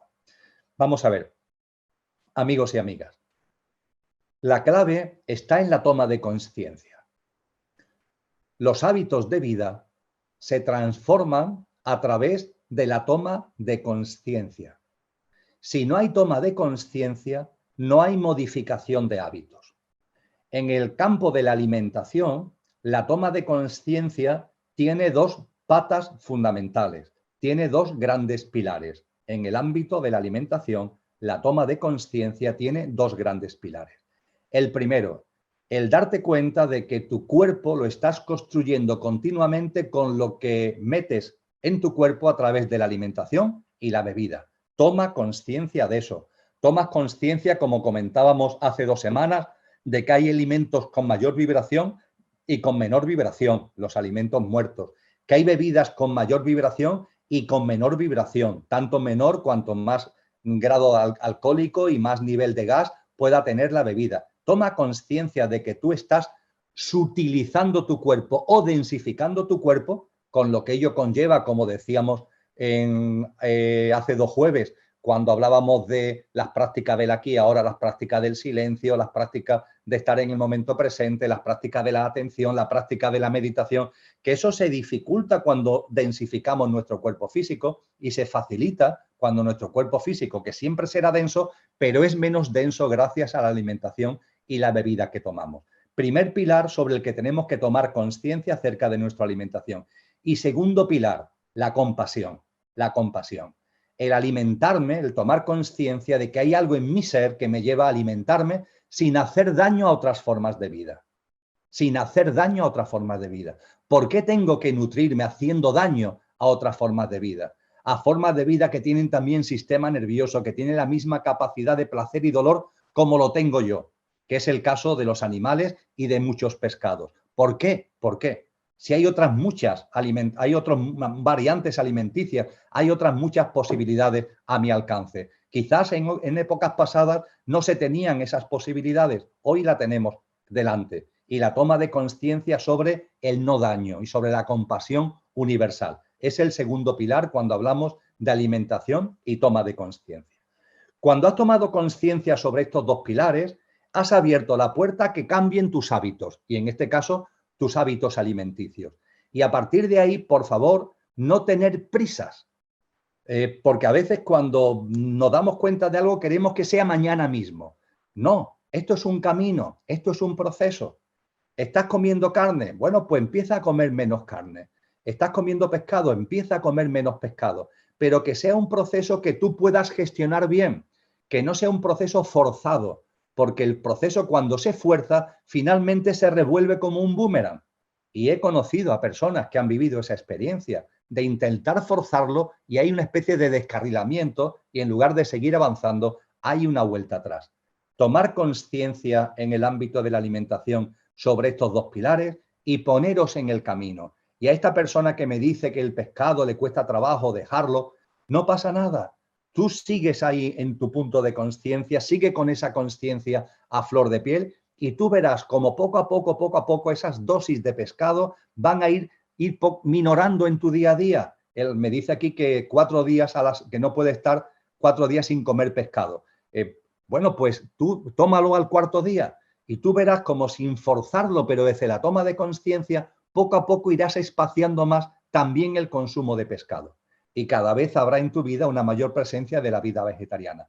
Es así, hemos hablado de la alimentación, pero llevarlo a todos los ámbitos de la vida, es así como se cambian los hábitos de vida. Los hábitos de vida que nos están dañando, los hábitos de vida que nos están dificultando, los hábitos de vida que nos están generando alteraciones y turbulencias, se transforman a través de la toma de conciencia. Y una vez que tomas conciencia sobre el asunto, se abren las puertas y se va avanzando sin forzar, de una manera que podríamos denominar natural. Pasamos al quinto paquete de las cuestiones que habéis planteado, que es con relación al cuerpo etérico. Habéis hecho muchas preguntas con relación al cuerpo etérico. Intento sintetizarlas e intento también sintetizar mis respuestas. Se nos dice, ¿cómo puedo aprender a percibir el cuerpo etérico? Es el que más me cuesta hacerme consciente. Pues mirad, el cuerpo etérico se percibe de una forma muy sencilla, por nuestra fuerza de vida, por la vitalidad, por tu estado de ánimo. Esa es la mejor forma de percibir tu cuerpo etérico. Y la calidad y la condición de tu cuerpo etérico. ¿Cómo te encuentras? No cómo te encuentras físicamente, sino cómo te encuentras de ganas de vivir. ¿Cuál es tu ánimo para afrontar el día a día? ¿Cuáles son tus ganas para afrontar el día a día? Eso está hablando de tu vitalidad. Este es el principal factor para reconocer y para valorar tu cuerpo etérico, para reconocer que está ahí y para valorar la situación en la que se encuentra. Es verdad que también hay tradiciones que nos dicen que otra forma de calibrar nuestro estado con relación al cuerpo etérico es la sexualidad, la libido sexual. Cuando el cuerpo etérico está potente, cuando el cuerpo etérico está en condiciones, la libido sexual sube. Y en cambio, cuando el cuerpo etérico, la vitalidad que el cuerpo etérico supone, está en declive, está bajo, pues el líbido, el deseo sexual, disminuye. Y esto es una gran verdad. Por supuesto que esto tenéis que ponerlo en un marco de sentido común. También hay un elemento que influye mucho en la libido y en el deseo sexual, que es la edad de las personas. También esto hay que tenerlo en cuenta. No es lo mismo tener 20 años que tener 70 cuando hablamos de sexualidad. Con lo que esta apreciación sobre la sexualidad tenéis que enmarcarlo en interacción con otras variables, como es muy importante la variable de la edad. Pero es otra manifestación de esa vitalidad mayor o menor que pueda haber en ti o en mí. ¿Cómo cuidar el cuerpo etérico? Se nos dice, ¿cómo cuidar el cuerpo etérico? Pues bien, haciendo una especie de síntesis de lo que ya hemos compartido hace 2 jueves, diríamos que son dos grandes caminos, 2 grandes formas que tenemos a nuestro alcance para cuidar, para fortalecer el cuerpo etérico. Primero, contacto con el sol y con la naturaleza. Contacto con el sol y con la naturaleza, que son los grandes nutrientes de vitalidad. Eso es lo primero. Lo segundo, que tu mundo emocional y mental esté lo más equilibrado posible, porque compartíamos en la charla que nuestro cuerpo etérico no solamente recoge la vitalidad del entorno, del sol, de la naturaleza, sino que también recoge la vibración de nuestro mundo emocional y de nuestro mundo mental. Y que cuando nuestro mundo mental y emocional está tenso, está distorsionado, está alterado, eso baja la potencia, eso baja la fuerza de nuestro cuerpo etérico. Estas son las 2 grandes formas de cuidar, de fortalecer nuestro cuerpo etérico. Contacto con el sol y con la naturaleza y mantener lo más sereno y lo más calmado posible nuestro mundo emocional y nuestro mundo mental. Otra cuestión con relación al cuerpo etérico. ¿La energía que percibo y creo canalizar a través de mi cuerpo denso es realmente mía o soy un simple canal de la energía, cuerpos etéricos, de la naturaleza con la que comparto espacio físico? Pues bien, ni lo uno ni lo otro, sino las 2 cosas. La vida es una. La vida es una. La vida que está en mí es la vida que está fuera. La vida que está fuera es la vida que está en mí. Ahora bien, la vida que está en mí es la vida que está en mí. Y la vida que está fuera es la vida que está fuera. La vida que yo puedo utilizar para mi día a día y para hacer las cosas que por mi voluntad, mi propósito de vida, etcétera, debo desarrollar, esa es la vida que está en mí. Y tengo una interconexión y una interacción con el exterior hasta el punto que cojo vitalidad de todo lo que nos rodea. Por tanto, la vida es una. La vida que está fuera es como la vida que está en mí. Pero a su vez la vida que está en mí es la vida que yo puedo utilizar para lo que es mi práctica diaria, lo que es mi vida cotidiana, para lo que es mi propósito de vida. Me puedo nutrir de la de fuera, pero tengo que canalizarla, tengo que hacerla mía, tengo que integrarla y tengo que vivirla. Con lo que las 2 cosas que se plantean en las preguntas, las 2 son una realidad. La vida es una, pero eso sí, la vida está en mí. Ya veremos dentro del mes que viene, cuando hablemos del espíritu, del alma, que con la divinidad, dicho sea desde el mayor respeto y de una forma muy coloquial, pasa algo parecido. La divinidad está en todo, pero también está en mí. Y la divinidad que está en mí es la esencia que está en mí y se debe hacer presente a través de mí, con independencia de que la divinidad esté en todos sitios. Ya veremos que esa es la figura cristiana del Espíritu Santo, ¿verdad? El Espíritu divino, que siendo uno, porque es uno y está en todo, pero siendo uno, está en cada uno. Y al estar en cada uno está en ti y está en mí. Y cuando hablamos de la presencia de la esencia, es la presencia de la esencia a través de lo que yo soy aquí y ahora. Lo imperecedero a través de lo que yo soy aquí ahora perecederamente. Algo parecido es el esquema metodológico que podemos aplicar con relación a esta cuestión que se ha planteado. Se dice también, este campo de energía total que lo inunda todo de un modo pacífico pero fuerte, ¿es la unicidad de la que se habla en tantas ocasiones? Pues efectivamente, esa vida una es esa unicidad, la unicidad de la vida, la unicidad de la existencia, el todo que es uno, el uno que es todo. Efectivamente estamos hablando precisamente de eso, tal como la persona que ha hecho esta pregunta ha planteado. Hace un tiempo que me han diagnosticado síndrome de fatiga crónica. Tras la última charla encuentro que está muy relacionada con el cuerpo físico etérico. ¿Qué consejo me podrías dar para encarar esta enfermedad, ya que la medicina aleopática no tiene de momento herramientas ni estrategias para afrontarla? Pues efectivamente, amigo o amiga, puede ser que esa fatiga crónica que tiene, puede ser que esté relacionado con el cuerpo etérico y puede ser que esté relacionado, por tanto, con la vitalidad. Y a partir de ahí, ¿qué es lo que podemos compartir al respecto? Pues lo que ya hemos dicho, mucho contacto con la naturaleza e intentar que tu mundo emocional y mental esté lo más calmado y lo más sereno posible. Estos son los grandes remedios para cualquier tipo de fatiga, estos son los grandes remedios para cualquier tipo de estados de decaimiento, de desánimo que podamos tener en nuestra vida, incluida la propia fatiga física. Otra cuestión, ¿qué diferencia hay entre cuerpo etérico y aura? ¿Es el aura solo un componente del cuerpo etérico? Mirad, se denomina aura a algo que ven en los seres humanos personas que gozan de lo que históricamente se ha denominado como clarividencia. Personas que ven más de lo que ven la mayoría. Personas que por su don, por su talento, cada uno tenemos nuestros dones y nuestros talentos, y esas personas tienen el talento, tienen el don de ver cosas que los demás no ven. Y cuando hablamos de aura, lo que ven, esas personas que tienen esa clarividencia, lo que ven es que en el entorno de la persona a la que miran, no solamente está el cuerpo físico, sino que ven otras cosas. En torno al cuerpo físico, alrededor del cuerpo físico, ven otras cosas. Y eso es lo que se llama aura. Pero el aura no está ligada solo al cuerpo etérico. Puede ser que cuando una persona ve algo que sobresale, por decirlo de alguna manera, del cuerpo físico del otro, esté viendo lo que sobresale del cuerpo etérico, esté viendo, por tanto, un aura que tiene que ver con el cuerpo etérico. Puede ser, pero también puede ser que esté viendo el mundo emocional de la persona, la frecuencia vibracional del mundo emocional de la persona, o que esté viendo la frecuencia vibracional del mundo mental de la persona.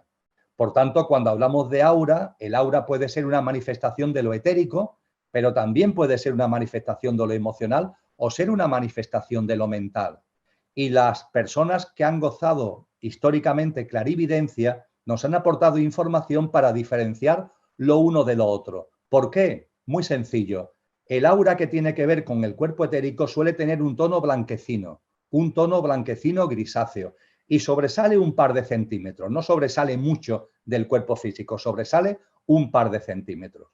El aura que tiene que ver con lo emocional sobresale más, no se queda en ese par de centímetros como contorno del cuerpo físico, sobresale más y tiene colores variados y de tipo pastel, como de tipo pastel, sería la forma de describirlo hablando en el argot de la pintura, como cuando una persona hace un óleo y utiliza pintura tipo pastel.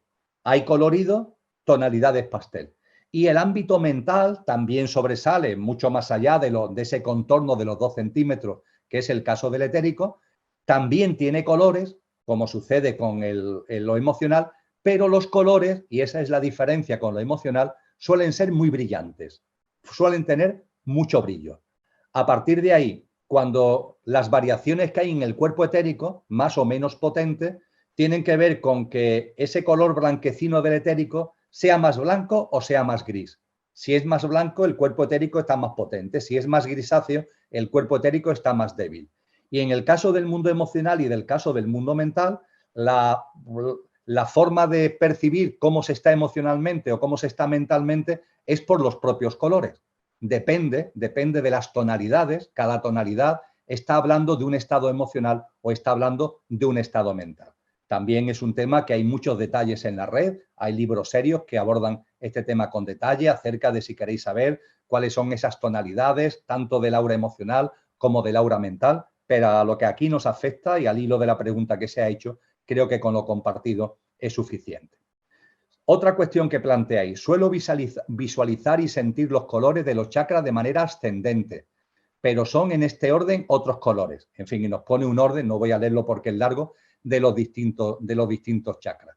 Por encima y a veces elevando la mirada, llegando al máximo en el oro. Procuro acceder al blanco, paz, armonía, cuidados, el yin, luego el plata y ya en el más alto otra vez el oro. Y la pregunta en definitiva es, ¿todo esto es relevante? ¿O es relevante hacer un protocolo tan exacto? ¿O basta con visualizar luz que desciende y depura también para otros? Pues bien, tanto con relación a los chakras y a las energías, como con relación a todo lo que tiene que ver con la consciencia, amigos y amigas, dos reflexiones. Primero, cada uno es cada uno y cada uno tiene que saber en qué momento está y lo que le viene mejor. Y lo que le viene mejor para avanzar en el camino de la consciencia a una persona no tiene por qué ser lo que le viene mejor a otra. Lo mismo a otras personas, el centrarse en el tema de los chakras, el sentir los chakras, el percibir las tonalidades como forma de activar chakras, pues a algunas personas le viene maravillosamente y a otras personas no le dice absolutamente nada, porque depende del estado de conciencia de cada cual. Y eso es lo primero que tenemos que darnos cuenta, que lo que es válido para uno no tiene por qué ser en este momento válido para el otro, lo cual no le quita validez a lo que la otra persona está haciendo. Tenemos que conocernos a nosotros mismos y también conocer nuestro camino espiritual, nuestro camino de conciencia y lo que nos viene bien en el aquí y ahora, en el momento presente, en nuestro camino de conciencia. Primera reflexión. Segunda reflexión. Sin menoscabo de lo anterior, ojo con los ritos, ojo con los protocolos absolutamente determinados, porque eso nos suele lastrar en nuestro camino de conciencia. Puede ser que en un momento determinado, muy concreto de tu camino, un protocolo, unos ritos muy establecidos, unas normas para hacer esto, para hacer aquello, te pueden venir bien. Pero ojo, no lo sacralices, porque eso viene bien en este momento, pero puede ser que más adelante no te venga bien. Y a partir de ahí no te vayas a atar demasiado a los protocolos, a los ritos, porque eso que puede ser un elemento de avance en una fase puede convertirse en una rémora en otra fase. Pero claro, volvemos a lo de antes. Vamos a conocernos a nosotros mismos porque esto es algo que tiene que valorar cada uno consigo mismo. Yo no puedo hacer la valoración con relación a ti, ni tú hacer la valoración con relación a mí. Podemos hacer estas reflexiones que nos valen a todos, pero para que cada uno después se lo aplique a su propia vida y a su propia realidad. Y por fin, en el ámbito todavía de lo etérico, la última cuestión dice, ¿es correcto limpiar con muérdago los cuerpos etérico, astral, a la hora de ayudar a una persona que tiene miasmas o nudos en cuerpos sutiles con idea de dar más tiempo y resolver el nudo? ¿Y emplear filtros con péndulo hebreo que emitan información armónica? Pues más de lo mismo, amigos. Depende. Todo esto depende de cada uno. Depende del punto kilométrico, si me permitís la broma, el punto kilométrico del camino conciencial en el que cada uno esté. Lo que le puede venir bien a una persona en un momento concreto no tiene por qué venirle bien a otra persona que está en un momento concreto que está en otro punto kilométrico. Y tenemos que volver a cada uno, tenemos que empoderarnos, tenemos que mirarnos, tenemos que saber lo que nos conviene a cada uno. Hay personas que me dicen, bueno, Emilio, es que yo ya todo eso lo he dejado atrás.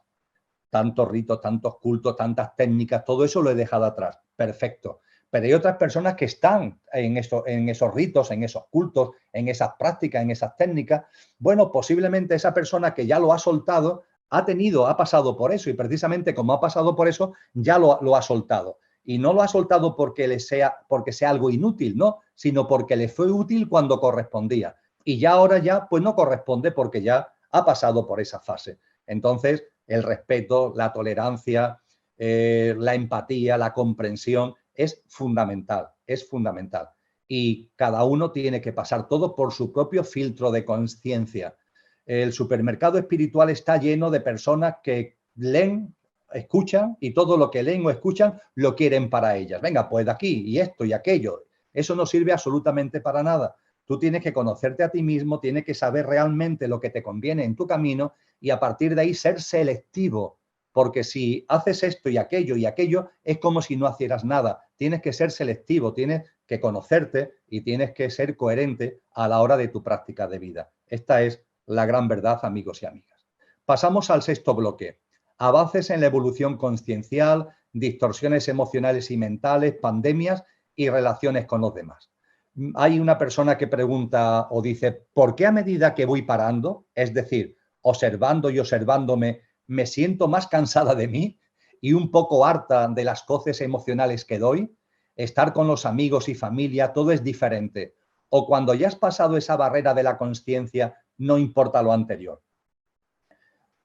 Amigos, el camino de la consciencia es un camino que hay que desarrollar con perseverancia, como decíamos al principio, recordando ese término maravilloso que es la fe en su concepción y en su acepción real de pisto, pistei, de pisteo, pistis, del griego, compromiso, confianza y perseverancia. Confianza, compromiso y perseverancia. El camino espiritual es un camino de perseverancia. Y cuando se va avanzando en el camino espiritual, hay un momento que puede durar un tiempo, incluso bastante tiempo, en el que vivimos una especie de vaciamiento, una especie de bajón. ¿Por qué? Porque sin darnos cuenta, en nuestro camino de consciencia, lo que antes nos importaba nos está dejando de importar. Porque lo que antes nos interesaba nos está dejando de interesar. Vamos poco a poco dejando a un lado la personalidad. Cada vez nos identificamos menos con la personalidad. Y todo lo que eran los gustos, los intereses de esa personalidad, poco a poco, pues nos dejan de apetecer y nos dejan de interesar. Se cambia el sistema de referencias. Y el problema es que todavía no hemos llegado al siguiente sistema de referencias que tienen que ver con la consciencia. Dicho más claramente, en el camino consciencial hay un punto que es de tránsito, de transición.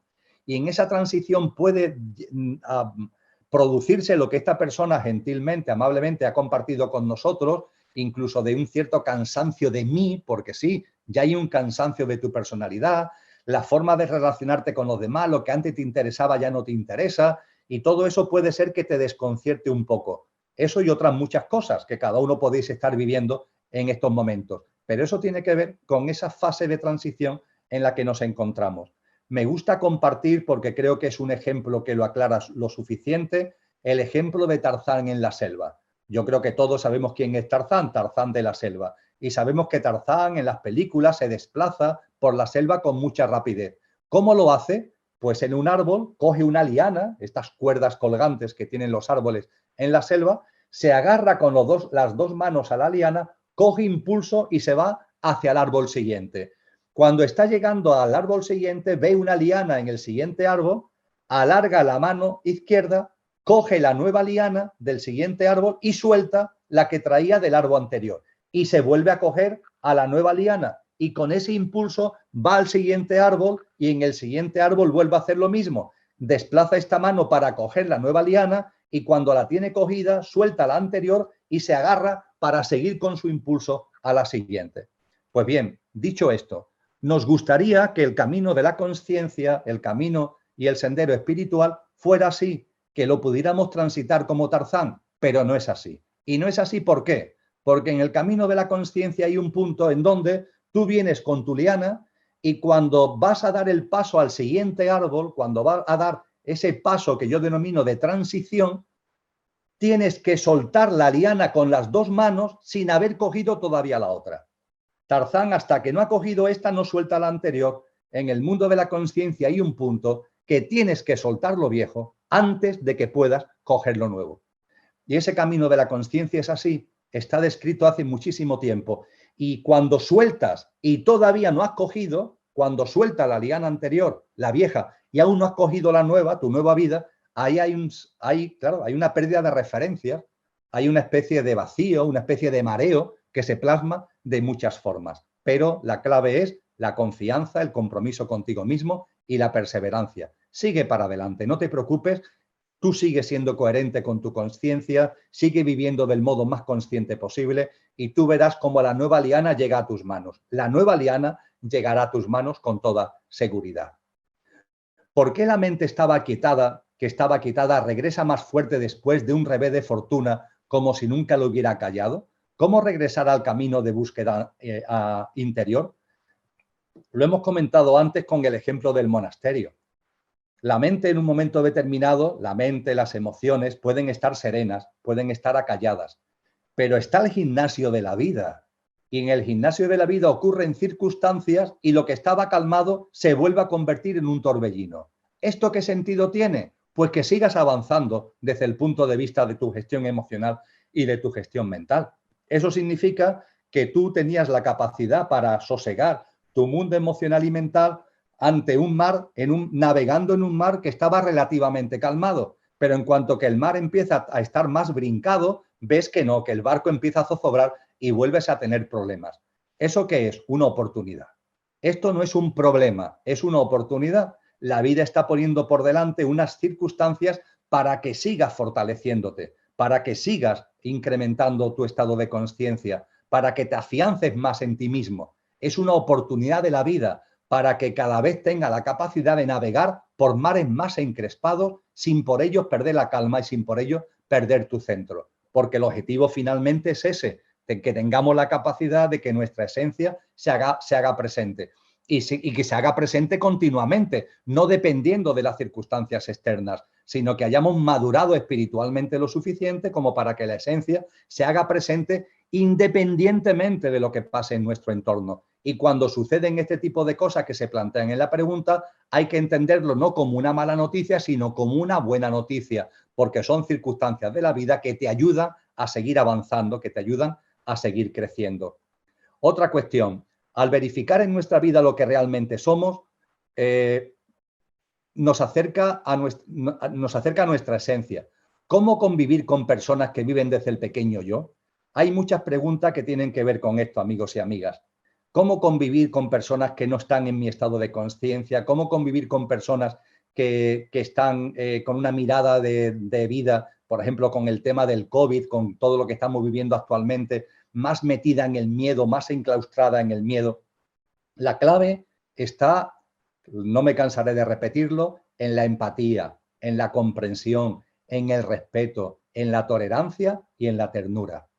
Seamos muy respetuosos, muy comprensivos, muy tolerantes, muy tiernos con relación a las personas que no ven las cosas como nosotros y que podemos percibir que están todavía muy anquilosados consciencialmente hablando.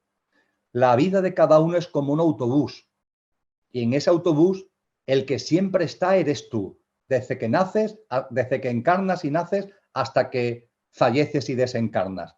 Tú eres el autobús, tú eres el conductor del autobús, tú eres el autobús mismo. Y a lo largo de la vida se están subiendo y bajando continuamente personas. Hay personas que suben y se quedan mucho tiempo, tu pareja, tus hijos. Hay personas que suben y bajan continuamente, la que te encuentras en una esquina en un momento determinado cuando estás comprando el periódico en el kiosco y hay una persona al lado. Bueno, pues esa persona ha entrado en tu vida, pero es algo absolutamente momentáneo. Y tenemos que ver, la vida de cada uno tiene que verla así como un autobús donde hay gente que lleva dentro mucho tiempo y muchas personas que suben y bajan continuamente. Pero lo que siempre está ahí eres tú. E incluso esas personas que llevan mucho tiempo pueden ser que en un momento determinado ya no estén, se bajen, entre comillas, del autobús. Pues bien, con esta imagen gráfica que acabo de plantear, con este símil, todo aquel que se sube al autobús sube para ayudarte en tu camino. La ayuda puede ser directa, el abrazo, el acompañamiento, las frases cariñosos, etcétera, etcétera, o la ayuda puede ser indirecta, que es hacerte la puñeta. Los hechos, las circunstancias, las personas de la vida que te hacen la puñeta, lo hacen también, forman parte también de la ayuda. Es la ayuda indirecta. Todo lo que entra y sube, todo el traqueteo que hay en tu autobús tiene que ver contigo. Y todo lo que sube, sube para ayudarte, directa o indirectamente. A partir de ahí, amigos y amigas, sabiendo esto, lo que ningún maestro nos ha llamado es al masoquismo. Es decir, cuando una persona se ha subido a tu vida, ha aportado lo que tiene que aportarte, aunque sea de una forma indirecta, haciéndote la puñeta, eso no significa que tú toda tu vida tengas que estar con esa persona. Es decir, que también hay que tener el discernimiento como para decir mi relación con esta persona ha terminado. Desde el respeto, desde el agradecimiento por lo que me ha enseñado, pero hasta aquí hemos llegado. Y eso se plantea educadamente y se plantea con tranquilidad. Tenemos que aplicar el discernimiento para darnos cuenta cuando la ayuda indirecta ya ha cumplido su papel y a partir de ahí, como no somos masoquistas, a ese hacernos la puñeta le decimos, ya está, hasta aquí ha llegado. Lo agradecemos, pero hasta aquí ha llegado. Esto tiene que ver con lo que me planteéis con relación también a la situación actual que vivimos, con relación al COVID. ¿Cómo se puede todo esto vivirlo en conciencia, con calma, con serenidad? Muy fácil, amigos y amigas, dándonos cuenta que la conciencia evoluciona como un tren. Es decir, un tren cómo avanza. Sobre dos raíles, ¿verdad? Sobre dos raíles. Pues a la conciencia le pasa lo mismo. La conciencia avanza sobre dos raíles. El raíl de la distopía y el raíl de la utopía. El raíl de lo que la mente denomina negativo y el raíl de lo que la mente denomina positivo. Y los dos son necesarios, entre otras cosas porque el raíl que denominamos negativo, el raíl de la distopía, el raíl de las noches oscuras, potencia, es un factor de impulso de la propia conciencia, es un factor de impulso del propio carril que denominamos, del propio raíl que denominamos positivo. Y esto sucede en la vida cotidiana de cada uno, en tu vida, en la mía. Nuestra conciencia avanza sobre lo que llamamos positivo, pero también sobre lo que llamamos negativo, lo utópico y lo distópico. Y lo distópico además tiene una función porque alimenta y nos posibilita que nos demos cuenta, que tomemos conciencia de cosas y, repito, que sirva como factor de impulso. Y esto ocurre a nivel individual, a nivel personal y ocurre a nivel colectivo. Y es lo que está viviendo actualmente la humanidad. La humanidad está viviendo una utopía porque hay utopía en el mundo, aunque no salga en los informativos de los periódicos y de las televisiones. Hay utopía en el mundo. En el mundo hay mucho amor, en el mundo hay mucha compasión, en el mundo hay mucho acompañamiento, aunque no salga en las noticias. Y por supuesto que hay una gran distopía. Y esa distopía, esa noche oscura que estamos viviendo como humanidad, es un factor de acicate también para la utopía, también para la conciencia. Y finalmente la conciencia evoluciona sobre dos raíles. Así que todo lo que estamos viviendo, que a veces nos puede parecer tremendo, que nos puede distorsionar, eso no justifica a los que hacen daño, no justifica a los que pueden estar originando sufrimiento, pero que seamos conscientes de que la vida todo lo integra, de que la vida es enormemente sabia y que la conciencia como plasmación de esa vida se nutre tanto de un raíl como de otro, tanto de lo que nos parece maravilloso como de las noches oscuras. Y esto vale a nivel individual y vale también a nivel colectivo. Se nos pregunta por aquí también, ¿cómo encontrar lo extraordinario en todo lo que nos rodea? No solo en lo que nos gusta hacer o se nos da bien, sino en todo. Amigos y amigas, todos tenemos dones y talentos. Todos, cada uno los nuestros. Y a partir de ahí hay cosas que cuando las hacemos con entusiasmo tienen que ver con esos dones y talentos. Y por supuesto en la vida hay cosas que nos llaman más la atención a unos o a otros. Pero eso no nos debe hacer olvidar que la vida íntegramente y en su totalidad y en cada uno de sus componentes es el milagro. Esto forma parte del camino de la consciencia. Eso forma parte de la confianza en la vida a la que me he referido ya varias veces esta tarde. Cuando vamos confiando en la vida, cuando vamos viendo la vida como realmente es, no como un enemigo, no como algo que nos puede dar un susto en cualquier momento, sino que vamos percibiendo que la vida nos abraza y que todo tiene un sentido profundo en ella para nuestro avance espiritual, entonces empezamos a percibir que en la vida todo es un milagro, le guste más a nuestra mente o le guste menos a nuestra mente. Y vamos así aprendiendo que la vida tiene un sentido y que el sentido de la vida es nuestro propio sentido. Lo que me habéis oído hablar más de una vez. No busques el sentido de tu vida porque no lo vas a hallar nunca. Busca el sentido de la vida y cuando hayas hallado el sentido de la vida, encontrarás ahí el sentido de tu vida. Porque tu vida no tiene sentido si no es dentro del sentido de la vida. Y esa vida es la que nos abraza, es la vida que es un milagro y es una vida que permanentemente deberíamos tener los ojos como plato de asombro, de agradecimiento, de entusiasmo en la relación con ella. Sin embargo, pasamos los días como si esa vida no existiera, sin ser capaz de mirar al otro que está enfrente, sin ser capaz de mirar a ese animalito que tenemos cerca, a ese árbol con el que pasamos al lado cuando paseamos por la calle.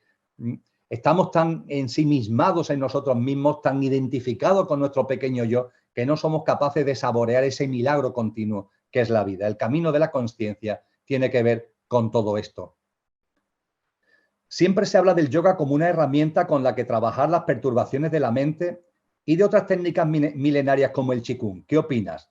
Pues estupendo, ya lo decíamos antes, que cada uno vea, calibre en su estado de consciencia, en su proceso, qué es lo que le puede venir mejor. Eso sí, amigos y amigas, el Qigong no se puede comparar con el yoga, todo hay que decirlo. Es decir, el yoga no son las posturas, no son los ejercicios. El yoga es una tradición espiritual profundísima, que es un camino de perfección perfectamente detallado por la vía de las experiencias de muchos hombres y de muchas mujeres, de muchos grandes hombres y de muchas grandes mujeres.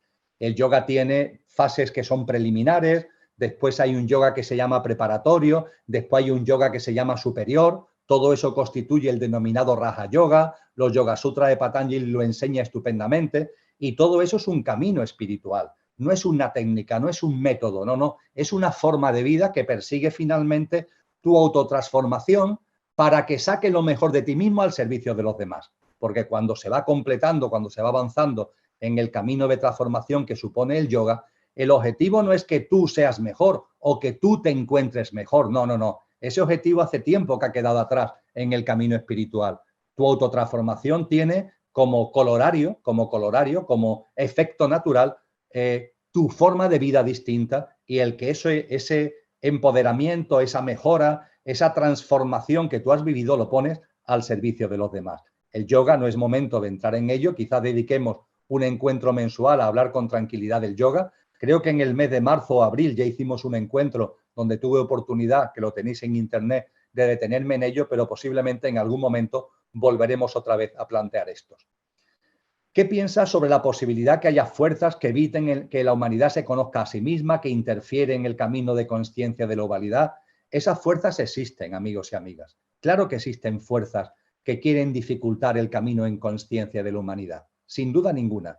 Tienen que ver con la distopía a la que antes me refería, tienen que ver con acontecimientos distópicos a los que antes me refería, por más que esas noches oscuras también sean factor de acicate, factor de impulso de nuestro camino de consciencia. Pero en muchos casos, detrás de esas distopías están la mano de estas interferencias de personas, de entidades que quieren dificultar el camino en consciencia de la humanidad. Pero siendo esto así, dos reflexiones. La primera, nada pueden con nuestra esencia. La esencia, lo que realmente somos, puede y está por encima de cualquier interferencia que puedan hacer esas entidades o esas personas. No tengáis ningún tipo de duda al respecto, porque esa esencia es radicalmente divina. Ahí está todo el poder, ahí está toda la sabiduría. Y no hay interferencia posible que eso lo tape. No hay interferencia posible que eso lo solape. No tener ningún tipo de dudas. Y en segundo lugar, de la misma forma que hay entidades y personas que quieren influir para retardar, para distorsionar, para dificultar el camino colectivo de consciencia de la humanidad, no olvidemos que también hay seres espirituales, seres de alta vibración que nos acompañan. Y esos seres de alta vibración nunca van a interferir, pero garantizan el equilibrio para que podamos avanzar. Es decir, las interferencias que los seres involutivos, por llamarlo de algún modo, las influencias que los seres involutivos puedan hacer para que no avancemos, hay otros seres que son evolutivos que no interfieren, pero garantizan que el escenario, que el equilibrio sea el necesario para que podamos avanzar en consciencia. Ya tenemos la fuerza dentro por nuestra esencia y nuestra divinidad, pero además hay seres espirituales evolutivos que garantizan el equilibrio. Y cuando los otros quieren romper el equilibrio, estos seres espirituales evolutivos restablecen en el equilibrio para que nuestro camino se pueda desarrollar en libre albedrío. Los seres espirituales evolutivos no nos van a llevar de la mano por el camino, pero garantizan el escenario, el contexto, para que en libre albedrío nosotros mismos podamos avanzar. Con relación al ámbito emocional, curiosamente, solamente se han planteado dos cuestiones. ¿Es bueno drenar las emociones estancadas y así cicatrizar las heridas del cuerpo emocional? ¿O mejor es cerrarla con amor en una meditación? Pues mirad, el mundo emocional ya lo hemos compartido antes con relación a otras preguntas, que forma parte de la personalidad, es cuando lo compartíamos hace unos minutos, hace un rato. Hay que hacer lo que esté en nuestra mano para armonizarlo y equilibrarlo. Y lo que esté en nuestra mano tiene que conocerlo cada uno. Aquí se habla de cicatrizar las heridas o de mejor cerrarla con la meditación. Ciertamente, todo lo que tiene que ver con la comprensión profunda de que todo lo que se sube a tu autobús es para tu ayuda, eso ayuda enormemente a calmar tu mundo emocional. Todo lo que se sube a tu autobús es para ayudarte, directa o indirectamente. Por tanto, hay que estar agradecido a todo lo que se suba en nuestro autobús. Eso calma mucho, serena mucho el mundo emocional. Ayuda a cicatrizar, entre comillas, heridas que puedan haber ahí en nuestro mundo emocional. Eso que sucedió ahí, que lo tienes ahí como una herida abierta, reconócele el valor que ha tenido para tu impulso, para tu desarrollo en consciencia, para tu camino. Dale el valor que merece. Y a partir de ahí, despídete también. Con agradecimiento, despídete y dile adiós. Y cierra esa herida. Me aportaste lo que correspondía. Ya he sacado el jugo que tenía que sacar. Y a partir de ahí, con agradecimiento, te digo adiós. A circunstancias, a personas, con discernimiento, esto tenemos que ser capaces de llevarlo a cabo. Y se me pide también en el ámbito emocional que profundice en la idea de que ningún problema puede ser resuelto en el mismo plano en el que se creó. Muy bien, a esto le vamos a dedicar la última parte de la tarde de hoy, porque eso nos lleva ya a entrar en el ámbito mental. Y con relación al ámbito mental, se hacen varias preguntas. Teniendo como telón de fondo, no se me olvida, es el último cuarto de hora, tendremos esto muy presente, el que ningún problema puede ser resuelto en el mismo plano en el que se creó, en el que se provocó. En el ámbito mental se me pregunta, ¿cuál es la diferencia entre la mente concreta y la mente abstracta? Hace 15 días intenté explicarlo. No tengo ningún problema en sintetizarlo y repetirlo nuevamente. La mente concreta, dentro de nuestro mundo mental, la mente concreta es el denominado nivel inferior. Se le llama inferior ¿por qué? Porque es el nivel de nuestra mente apto, preparado y que usamos para lo cotidiano, para lo concreto, para lo rutinario, para lo ordinario de nuestro día a día. Las 1000 cosas de nuestro día a día, el sota, caballo y rey de la vida material que llevamos a cabo con la personalidad, con la apariencia, ahí está la mente concreta, que es una herramienta fundamental e imprescindible para poder vivir la vida. La mente concreta tiene su sitio y tiene su funcionalidad. Pero ojo, en nuestro plano mental hay otro nivel, el nivel de la mente abstracta. Y el nivel de la mente abstracta es el nivel de nuestra mente que está capacitado no ya para lo ordinario, cotidiano, concreto, rutinario, no, para lo trascendente. ¿Quién soy? ¿Quién soy de verdad? El conocerse uno mismo, el percibir la esencia que está más allá de la apariencia. ¿Quién soy? ¿De dónde vengo? ¿A dónde voy? Ir percibiendo la cadena de vida, las reencarnaciones, el propósito de vida en cada encarnación. La vida después de la muerte, ¿qué es la muerte? ¿Hay vida después de la muerte? ¿Qué es la divinidad? ¿Cuál es el origen del universo? ¿Cuál es la razón de ser de la existencia y de la vida misma? Estas cuestiones y otras muchas como esta, a la que la humanidad se acerca desde la ciencia, desde la espiritualidad, desde las artes, desde la filosofía, tienen que ver con la mente abstracta. Esa es la gran diferencia. Las dos tienen su funcionalidad. La mente concreta para lo ordinario, cotidiano y rutinario. La mente abstracta para que nos planteemos cosas trascendentes.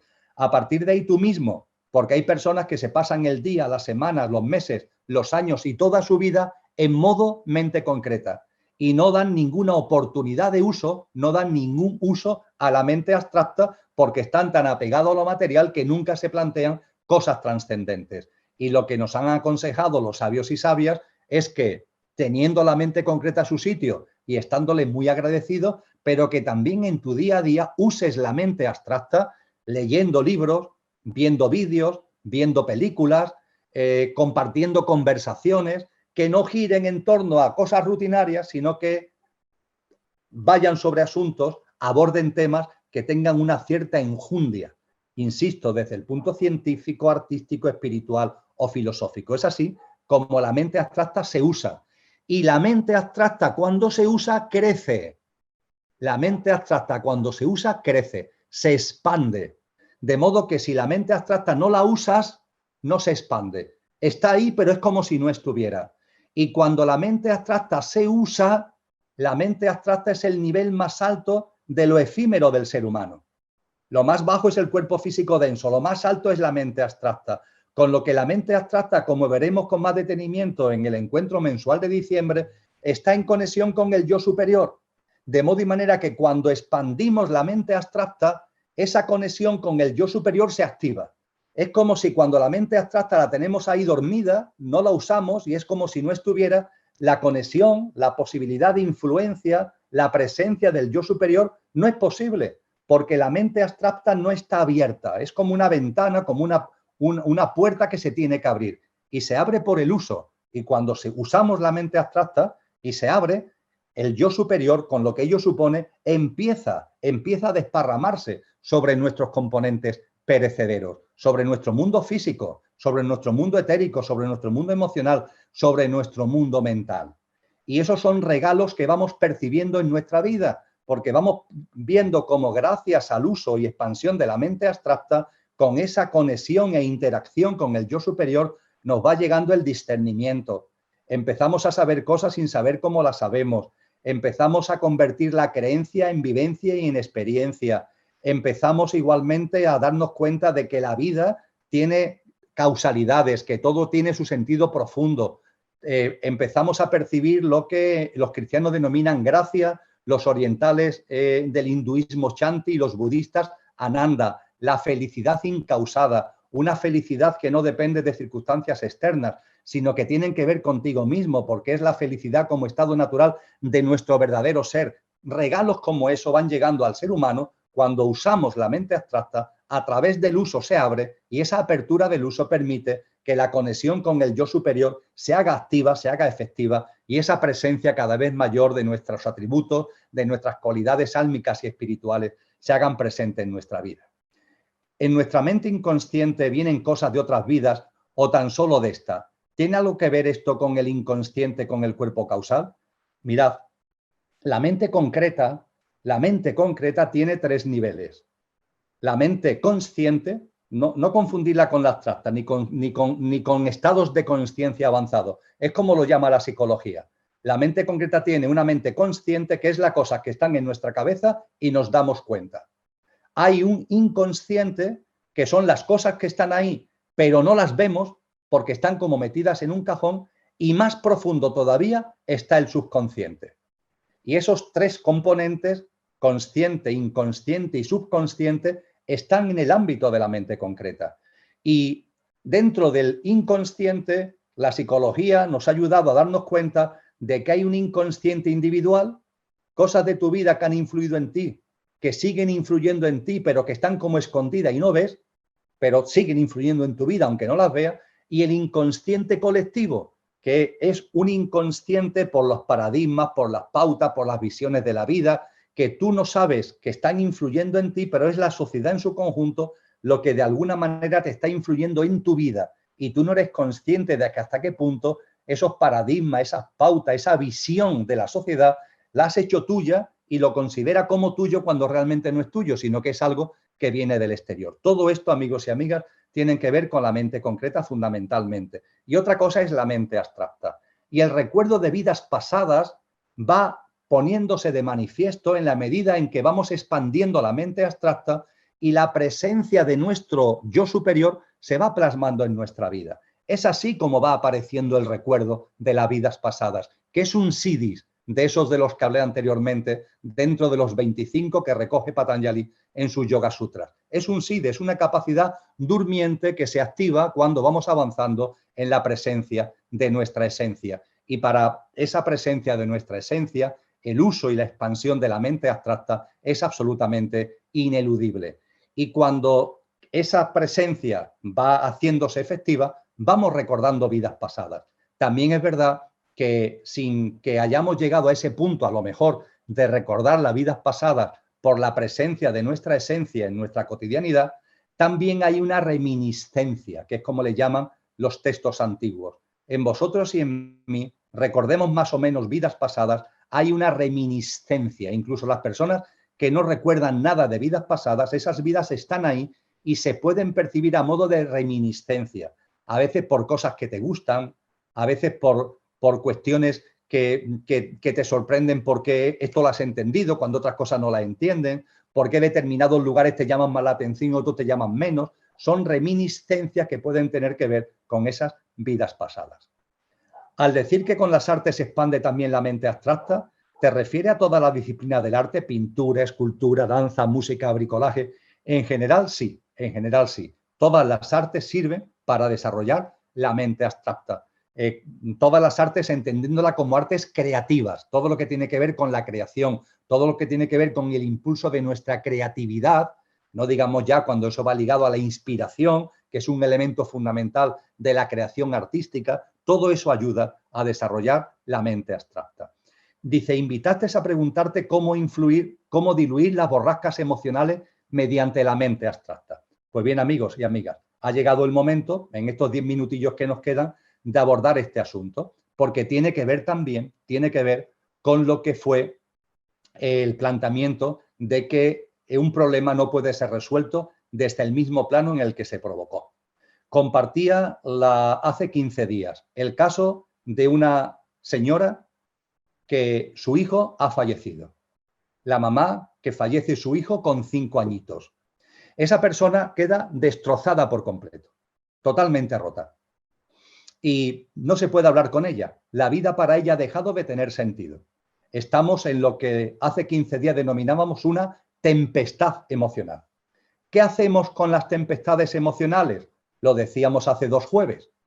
Se necesita duelo, es decir, tiempo, y la ayuda experta externa. Suele ser necesario tiempo, sin que haya un protocolo preestablecido de cuánto tiempo, y normalmente también es necesario una ayuda profesional, una ayuda experta externa. Terapeutas, psicólogos, psiquiatras, alguien que tenga conocimiento de causa y ayude a esa mamá que está pasando por ese dificilísimo trance. De esa manera, con el duelo, con el paso del tiempo y con esa ayuda externa, podemos conseguir, no siempre se consigue, pero podemos conseguir que la tempestad se convierta en borrasca. Y planteábamos entonces, ¿y qué hacemos con esa borrasca? Porque a esa señora el dolor no se le va a quitar nunca. La borrasca emocional no se le va a quitar tratándolo desde lo emocional. Como hay otras muchas borrascas emocionales que no vienen de tempestades, sino que aparecen en nuestra vida ya como borrascas y que a lo mejor empezamos a ir a un terapeuta, a un psicólogo y no terminan de desaparecer. La pregunta es ¿hasta cuándo? ¿Hasta cuándo voy a seguir dándole vuelta a lo emocional desde lo emocional? ¿Hasta cuándo voy a seguir tratando la borrasca emocional desde lo emocional? Y es ahí cuando aparece lo de que vete a otro plano. Un problema no puede ser resuelto desde el mismo plano en el que se provocó, como decía Einstein, decíamos hace 15 días. Vete al otro plano. ¿El otro plano cuál es? El mental. Pero dentro del mental no hablamos de la mente concreta, hablamos de la mente abstracta. Entonces, cuando esa señora, cuando esa mamá ha ido por el duelo, por la ayuda experta externa, ha ido pasando de la tempestad a la borrasca, pero sigue ahí con la borrasca, voy yo y le digo, ¿por qué no lees este libro? Que habla de la vida más allá de la muerte, porque la muerte no existe. La muerte es un imposible, la muerte es un fantasma de la imaginación humana. Lee este libro que te va a servir para que lo entiendas, para que lo comprendas.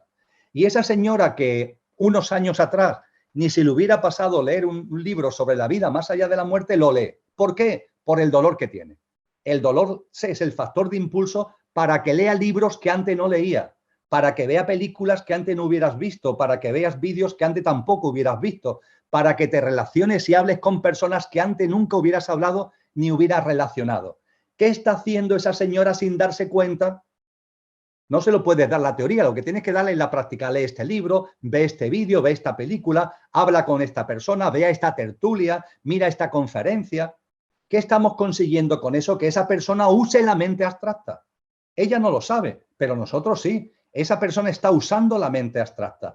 Y si es perseverante y el dolor hace que sea perseverante, el dolor mismo hace que sea perseverante en la lectura, en los vídeos, en las conversaciones, etcétera, etcétera, ese camino lo hace con perseverancia, la mente abstracta se sigue abriendo, la mente abstracta se sigue expandiendo. Y hay un momento determinado donde se produce lo que antes compartíamos y veremos con más detenimiento en el mes de diciembre. Y es que la presencia de lo que somos, la presencia de la esencia, se empieza a notar.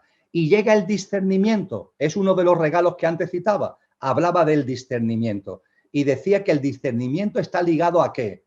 A saber cosas sin saber cómo las sabes y a convertir la creencia en experiencia. La creencia en experiencia. Y me ha pasado, amigos y amigas, y con esto vamos terminando, me ha pasado muchas veces. Cuando esa mamá, a la que entre comillas he acompañado por razones de amistad durante un tiempo, me llama un día y me dice: Emilio, quiero verte con urgencia, porque me ha pasado algo que quiero compartir contigo. Y quedamos y me cuenta lo que quiere compartir. ¿Y qué es lo que me dice? ¿Cuántas veces, Emilio, me has dicho que la muerte no existe? ¿Cuántas veces me has dicho que la muerte es un imposible? Y yo te quería creer. Me iba la vida en ello por el dolor que tenía. Yo te quería creer. Pero es que ayer por la tarde me di cuenta, por eso te llamé, es que ahora lo veo. No es que tú me lo digas, no es que crea en lo que tú dices, es que lo he visto y no entiendo cómo antes no lo veía. Ahora he podido percibir claramente, me doy cuenta claramente que la vida es un continuo, que la vida no termina con la vida física. Ahora todo encaja, ahora lo entiendo estupendamente, lo tengo como una vivencia interior. ¿Qué es lo que me ha pasado? Lo que le ha pasado a esa mujer es que gracias a esos libros, a esos vídeos, a esas conversaciones, gracias a esa expansión de la mente abstracta, le ha llegado el discernimiento. Y ese discernimiento transforma la creencia en experiencia, en vivencia. A partir de ahí, esa señora va a seguir teniendo dolor por el hijo que falleció, por la hija que falleció. Pues ya no va a ser un dolor, ya es una cosa distinta. Habrá una añoranza, por supuesto, nunca va a haber olvido, faltaría más, pero ya no habrá dolor, porque esa mujer ya ha sabido, ya se ha dado cuenta que lo que su hijo es, con lo que su hija es, sigue siendo, sigue estando vivo, y que en el plano de luz habrá un reencuentro álmico de almas.